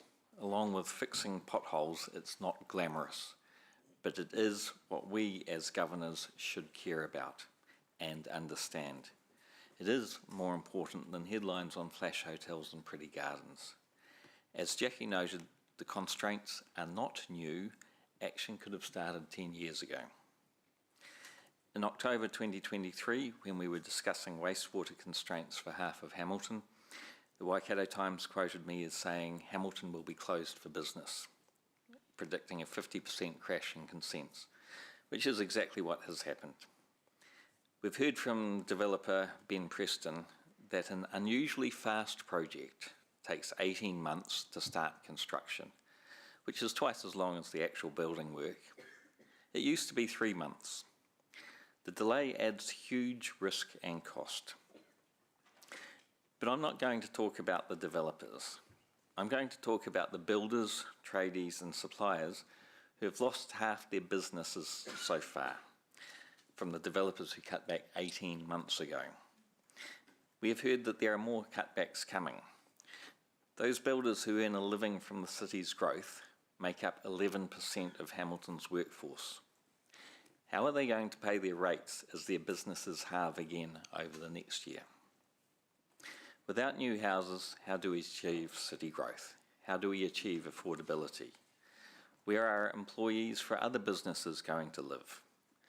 This blocks economic growth and everyone is impacted.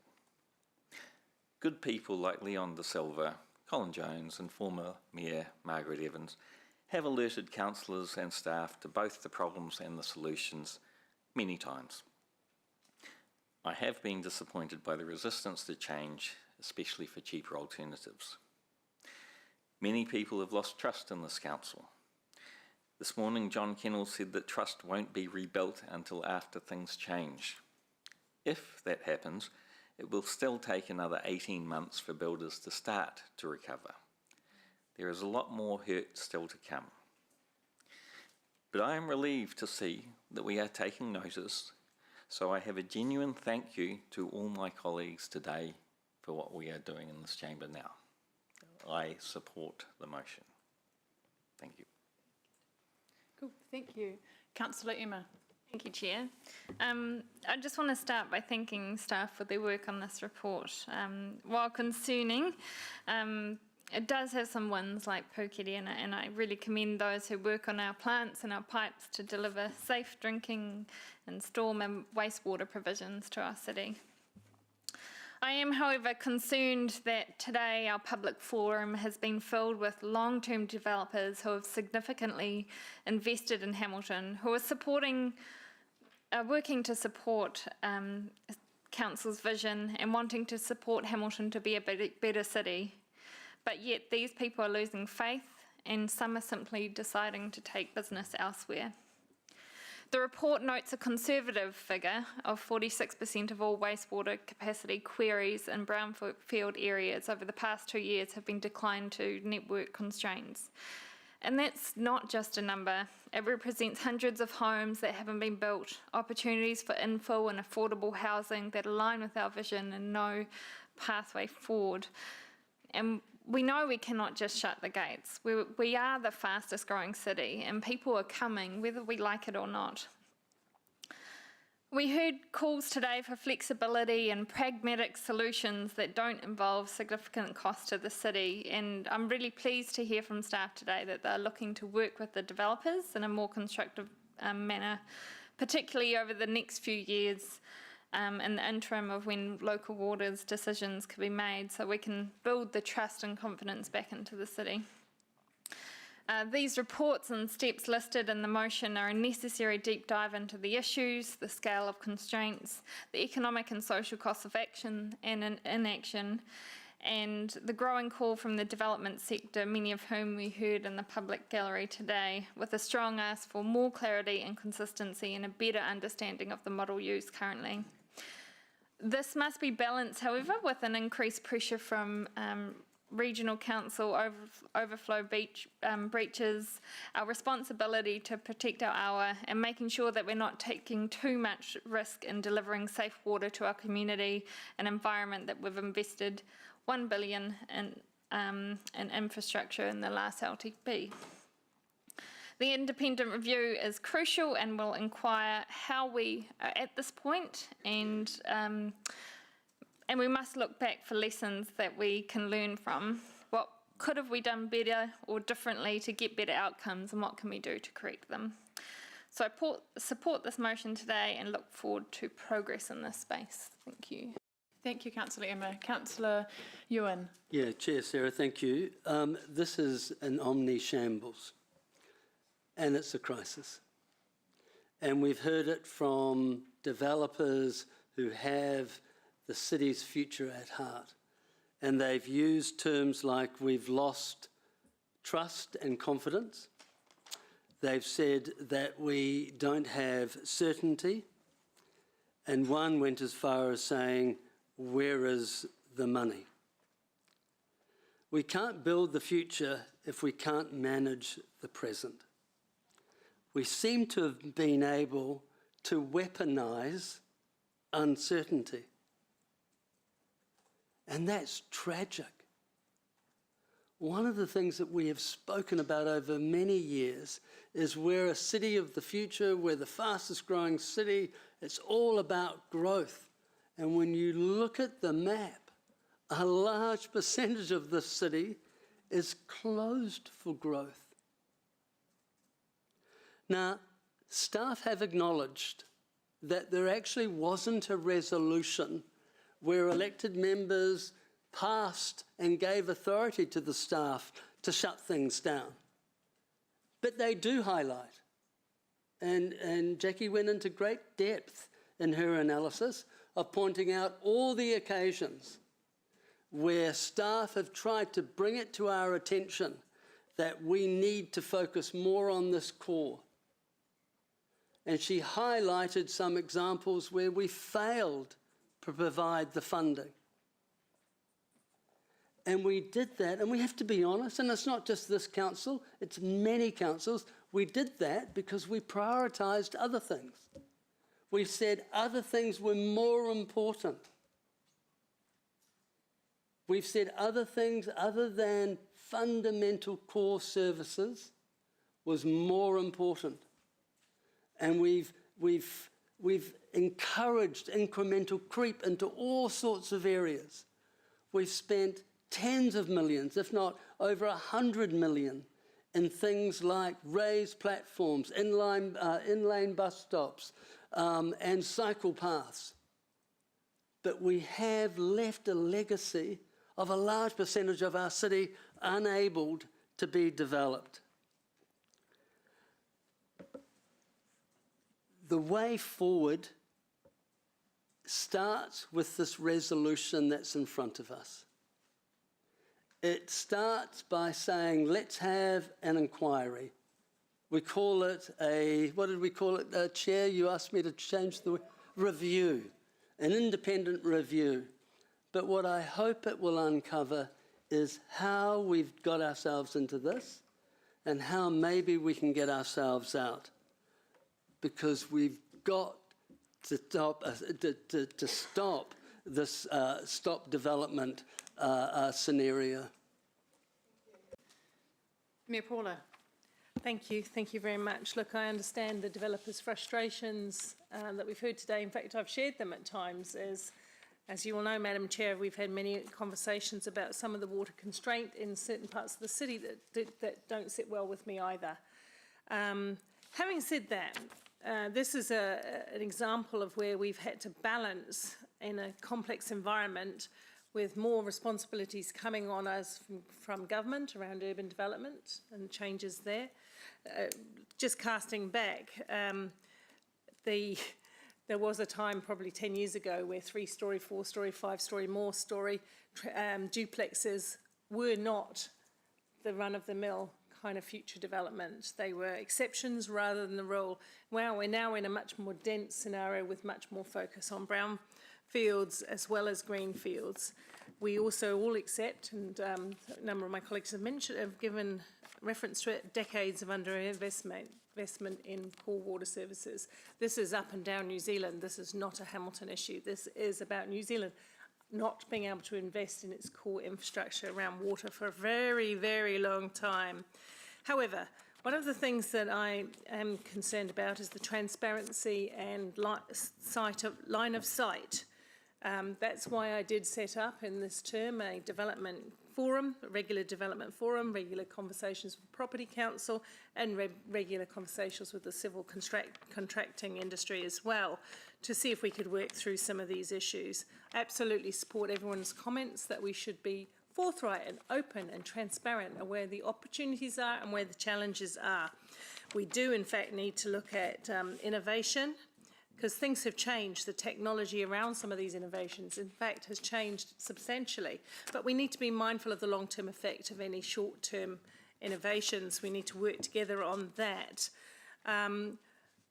Look, to be fair to staff, I just want to say the Plan Change 12 process that Councillor Hamilton, when he was here on council, was leading, was reported to us at every step of the way, and we saw the submissions and we understood some of the feedback and we adopted it. So I'm just making the point that we did in fact adopt pieces of work that did help contribute to the situation.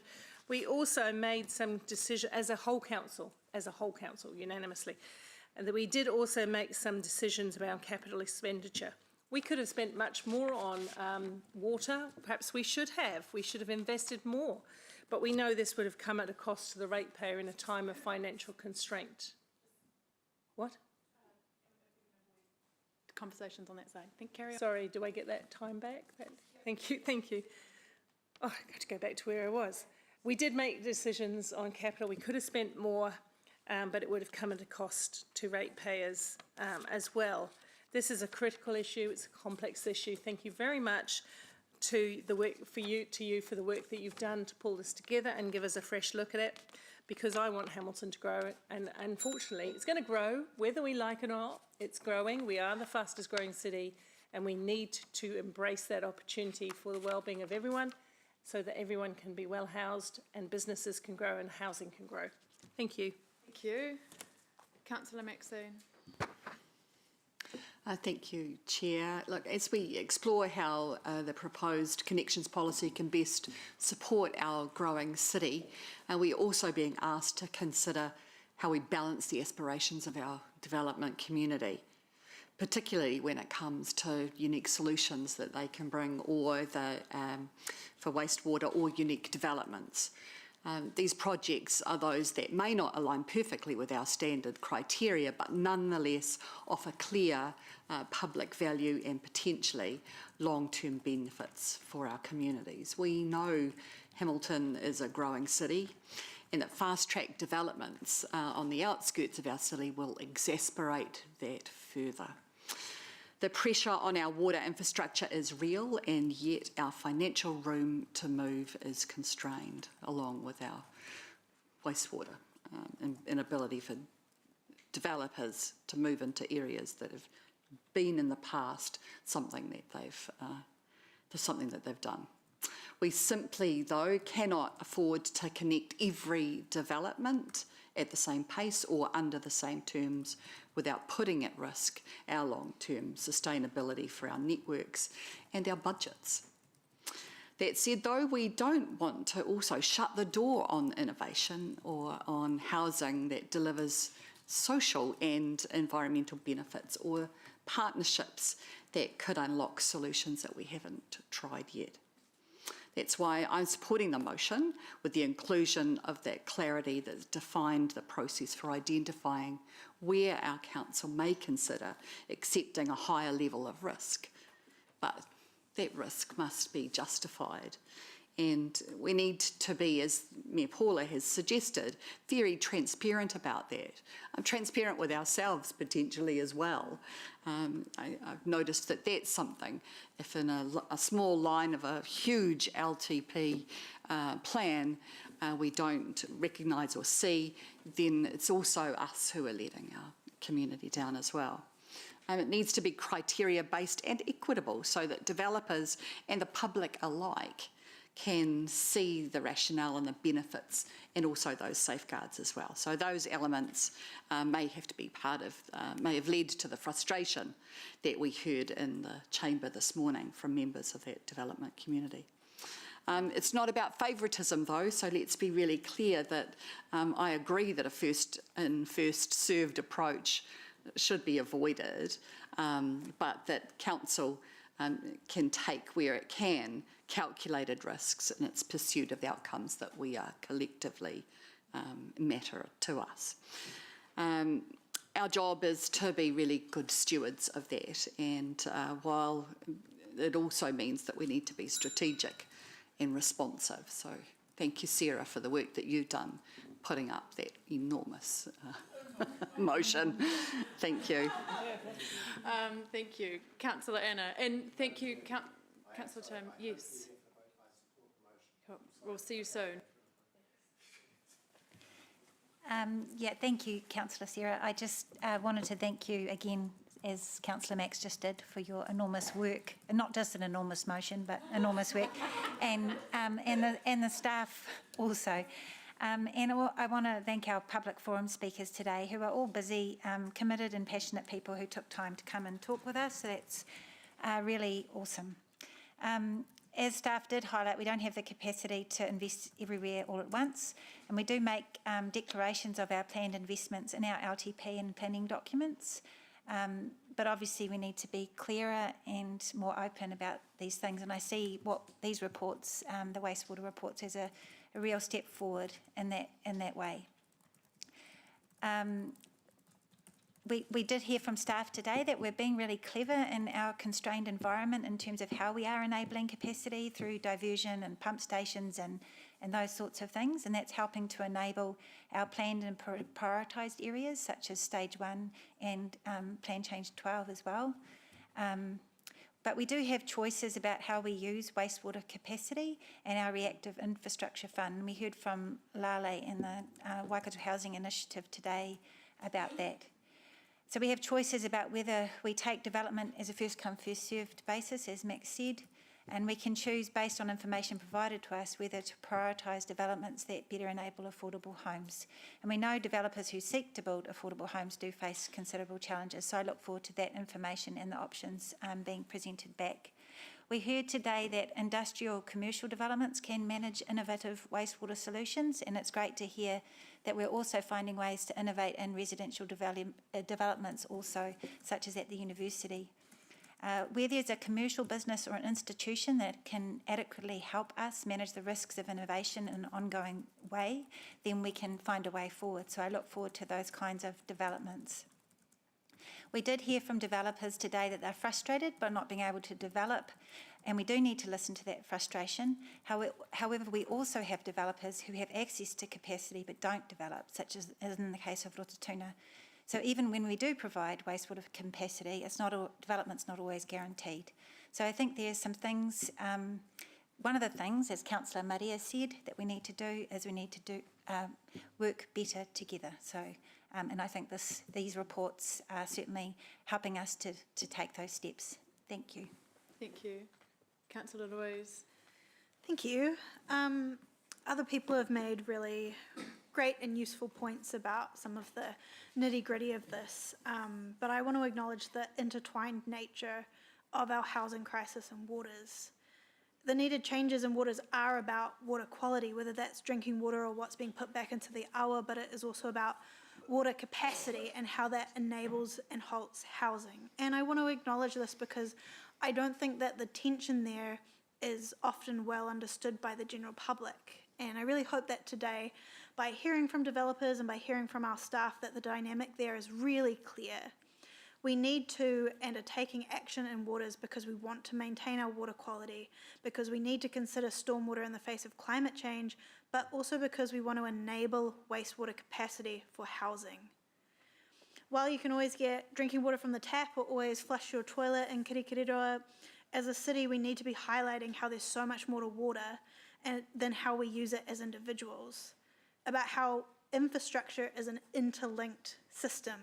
There's no point in having houses if you don't have anywhere for your toilet to go.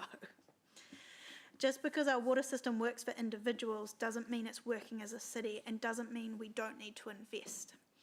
It seems at times hard to explain to the public that a housing crisis can be solved by wastewater infrastructure, but that is often the crux of it. These aren't straightforward issues. There's complexity and nuance. We're often at the whim of central government and can sometimes only provide the certainty they provide us.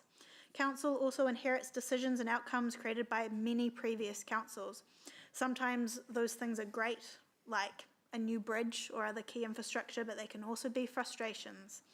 Elected members have, along with many others in local government, failed to invest in water infrastructure, in part because it's been convenient to keep rates low for decades. We cannot dismiss this aspect of this problem, but we also shouldn't miss that the scale of investment needed across the country is so much bigger than any one council can wrestle with on their own.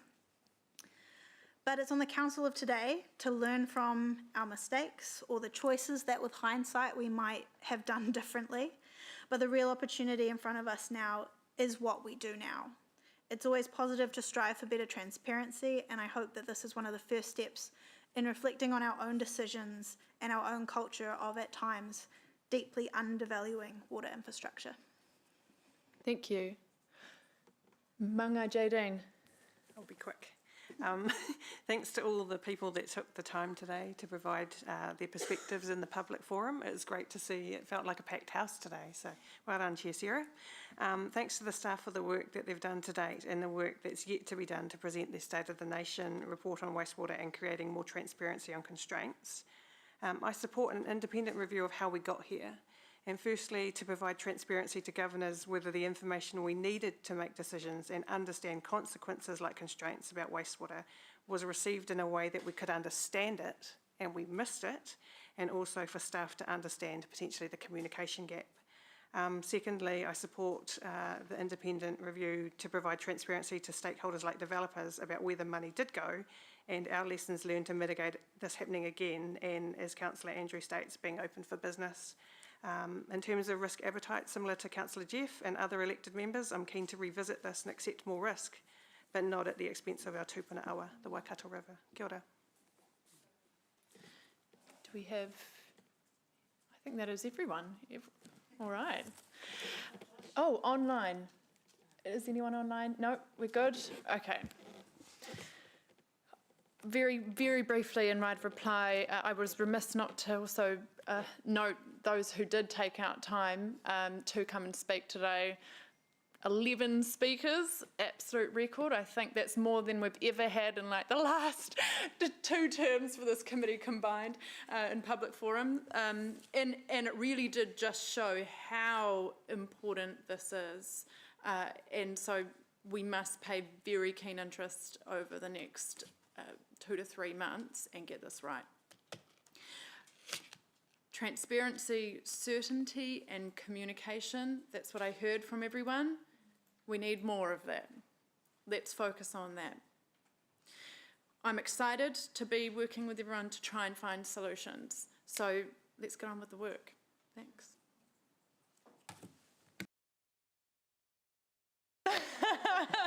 All those in favour? Thank you. The motion is carried unanimously. Excellent. Okay. Shall we move on?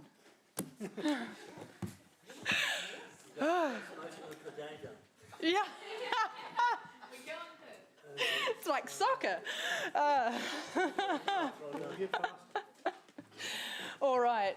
I'm hoping we can largely take everything else in open as read. Is everyone happy with that? And then we have a little bit of a gnarly, well, not gnarly, but there's, have we circulated the PX motion, Amy? Can you please help me to do that? Thank you. And then we'll go into PX. So, hold on one moment. Hold on, caller, while I re-log into Diligent. That took so long that it's logged out by itself. Okay. Strategic issues. Yep, in GM report. Yeah, okay, sorry, GM report. So, Blair, are you happy to take that as read? Yes. Are there any questions? No. All right. And Councillor Jeff will move and Councillor Maria will second. All those in favour of receiving that? Thank you. Okay. Strategic issues. There is receiving the report and noting staff will commence in terms of the motion, investigation and consultation with the landowners within the Percival Road large lot residential area. So we'll take this as read. Are there any questions on that or anything else in the report? We're good? Okay, thank you. Councillor Maxine, would you move? And Councillor Louise second. All those in favour? Thank you. Can I just note, Chair Sarah, that there are a number of quite important matters in the report. So whilst Yes. we've skipped over it, please do take a chance to understand those issues because there are some quite big topics in there that we've stepped right past. Yeah, yeah. It's And some of those matters will come back for decisions. They are strategic issues for the very real yes. name. So they are fundamental to the long-term nature of what we're doing. So I just wouldn't want us to skip past and say we didn't draw that to your attention. Thank you. Okay, district plan update. We do have one decision here as well. Approves the plan change 5 Peacock structure plan to be operative as of 9 May 2025. So do I have questions around the district plan update?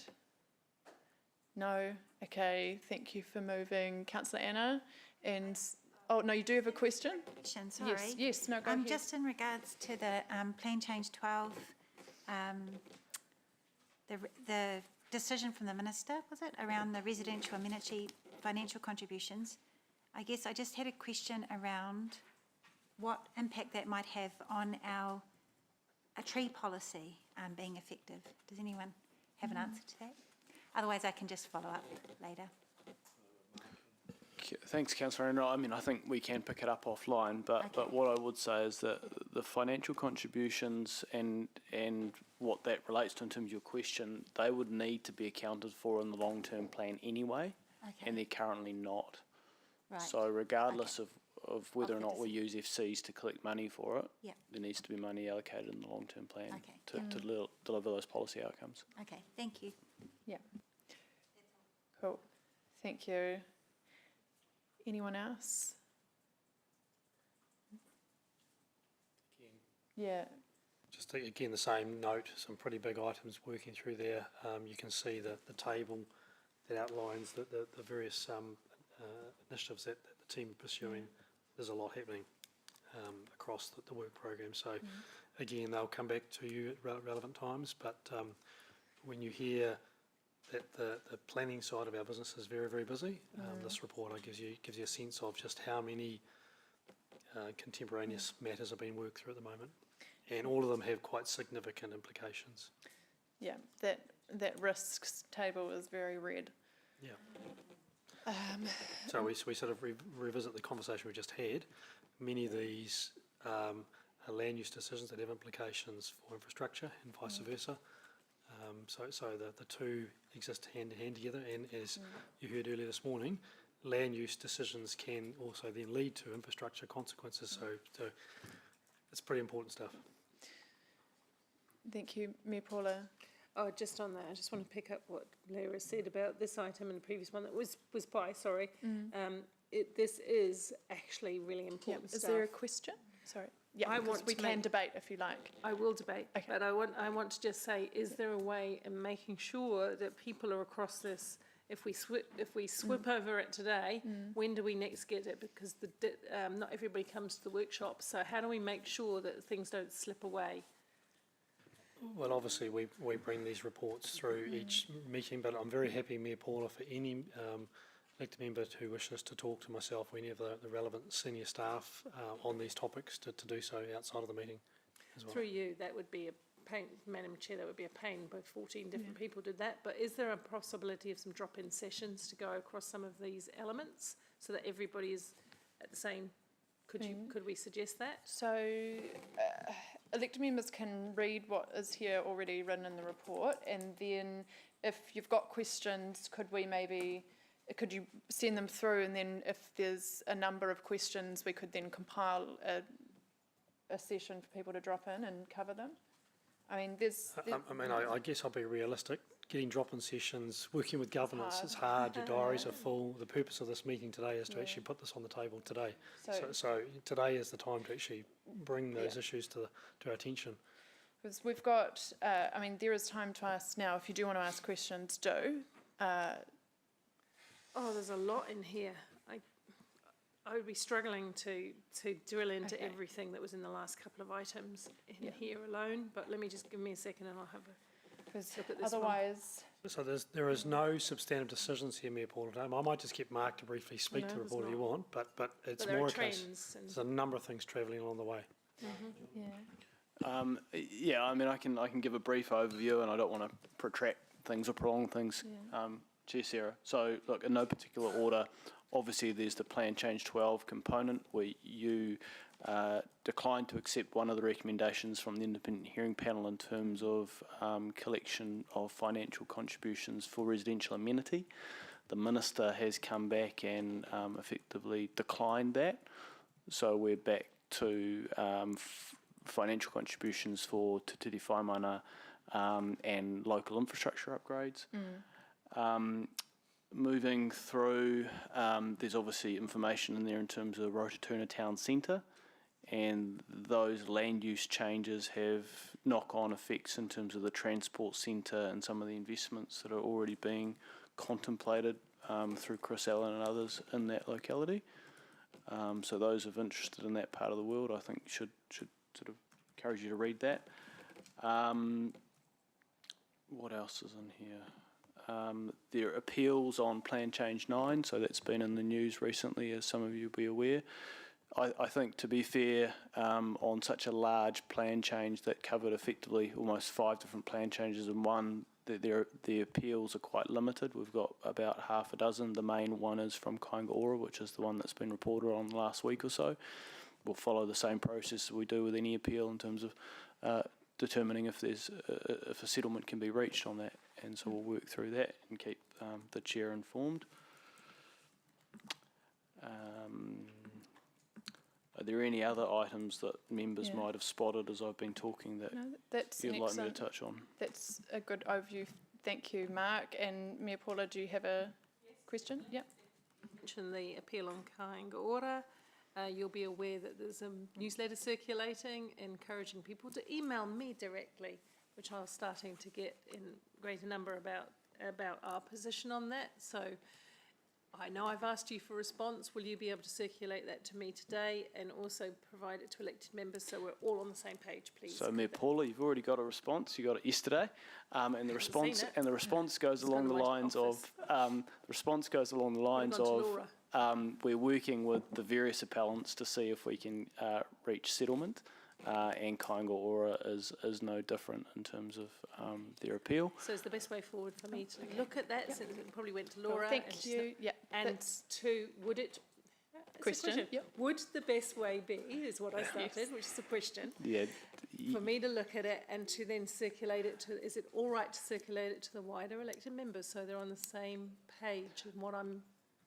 I think so appeals are a bit of a sensitive matter know. because it's in front of the Environment Court. So what I would encourage is that that you allow staff the time and space to effectively engage with the appellants, Kāinga or otherwise, and work through that process rather than making public statements or taking positions on those appeal points. Not going to do that, but we are going to get a raft of But interest. if you've got, but I'm very happy to help yourself, Mayor Paul, or other members who might be getting inquiries. Please pass them through.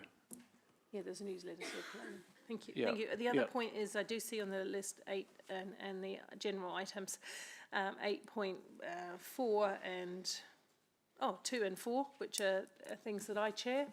I'm just wondering where the best place, I'm not going to do it on the fly, but where is the best place for updating on those groups in which I chair and we participate? How do I get a more fulsome? Sorry, Mayor Paula, where are you looking? We're in the general updates, right? No. Oh, we're not? Okay, we're one head. Sorry, apologies, take that back. General updates is coming. I don't think we've got to that item yet. So Just not, yeah. you just noticed me put me on the spot. Oh, yes, and we've got Councillor Kesh for a question on the district plan update. Yeah, just a quick one. Thank you, Sarah. Mark, you touched on the Rototuna Town Centre Master Plan changes. And I remember reading that it's coming back to us, I think, later in terms of costs and implications. But just there's a lot of public interest in what's happening with that master plan. Is any of this actually being communicated with that community, or are we just in a wait and see sort of holding pattern? Or Thanks, Councillor Kesh. So staff are just working through what the options are before then coming back to this committee to request approval to notify that change to the district plan. Assuming council approves the notification of that plan change, then we'll go through a consultation period on that, and it will be open to those residents to participate in. And so it's so we're still making the decision whether to renegotiate the private development agreement before going out to the public. Is that what you just said? So in the district plan at the moment, there is effectively a structure plan or master plan, if you like, for that town centre. Because of some changes on the ground, we're needing to make some changes to that in order to enable development to proceed. We're working through the technicalities of that because there's a number of transport components, there's some stormwater components. And we're just working that out internally between technical officers. Once we've resolved that, we will come back to this committee for approval to notify that change to the district plan, and at that point we'll be consulting publicly on it. Mark, it's probably worth noting we're also working with the major landowner. And yes, and so it goes without saying, and obviously, yep, yes, the major developer we're working closely with as well. And then I did see that the aquatic centre is mentioned again. So are you guys linking back to Helen's team, or how would that be determined? Yeah, it's a real cross-org thing with Helen's team and Chris Allen and transport. There's a number of moving parts, including the transport centre, a swale that's a farm drain that's a wetland, and all sorts of different kind of technical matters there. And Helen is also involved in terms of the aquatic centre, I think, and the likes. And Councillor Kesh, there is a briefing tomorrow that the third briefing tomorrow on partner pools, and I saw there was a mention of the Rototuna aquatic proposition there too. Cool. Awesome. Right. Thank you. Any other questions on this particular item? No. Yes, Councillor Emma. Sorry. Yeah, just quickly on page 28. Thing was hiding your Oh. thing. Sorry. Yeah, just quickly, on page 28 on the table, it notes a major resourcing and funding constraints, noting we're at capacity without contingency. But can members be reassured that any unexpected or immediate need above and beyond the current program, if it requires funding, is able to come back to council for consideration if necessary? Yeah, thanks, Councillor Emma. So, sorry to be talking behind you. I mean, we are making the program fit within our approved budget, and so if anything came in on top of this, then we would absolutely be coming back to this committee to alert you of that and to either ask to reprioritise or be seeking additional budget. But we're not doing that at this time. We're living within our means. Yeah, thank you. That's all I wanted to read. Okay. Now, if we already had a mover, I cannot remember who they were. Was it you guys? Yes? It was you. Okay. All right. Councillor Louise and Councillor Maxine moving and seconding. Okay. We'll go to the vote. No, there's no debate, right? Is there debate? Sorry. God, sorry, Mayor Paul. I'm totally, yes.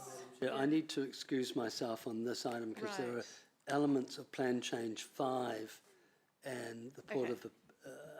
Yep, that's fine if you just step back from this vote. Okay, sorry, is Mayor Paula, you wanted to debate? Along the lines of what I was saying before, there is a lot in here, and when you look at every paragraph and every example of a decision, there can be a lot that underpins that, as you know. Just want to make sure that in taking reports largely as read, that there is a way in which, because this is how important decisions slide from our grasp, quite honestly, and then we say we didn't know somewhere down the line, but we might have. So I just urge people to take the opportunities that staff are putting in front of you to sit down and make sure that you understand what all these little decisions mean in practical terms for those that are affected by it. There's some there that we can see, Te Awa Lakes, Fonterra. I don't know about all of them, I won't lie and say that. There's some issues around heritage that we're facing at the moment.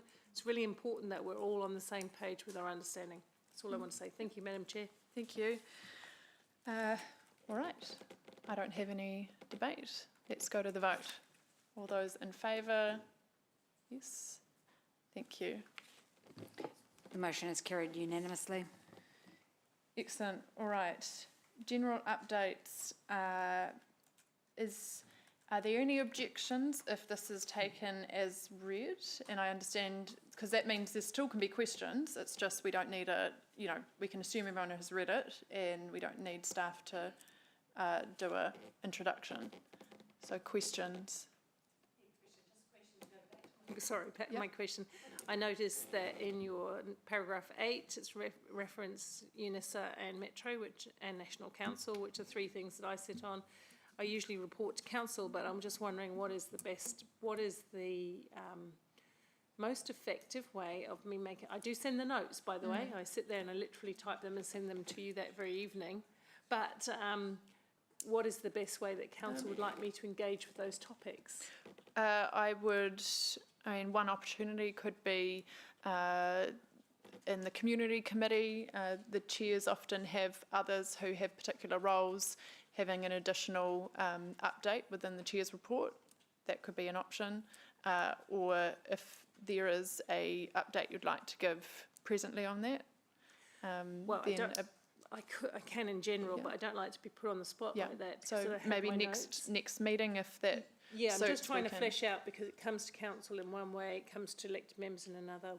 What is expected of me as mayor to best convey those things? Can we take a staff action on that just for the next meeting to make sure that we work out some sort of way to report back for Mayor Paula? Thank you.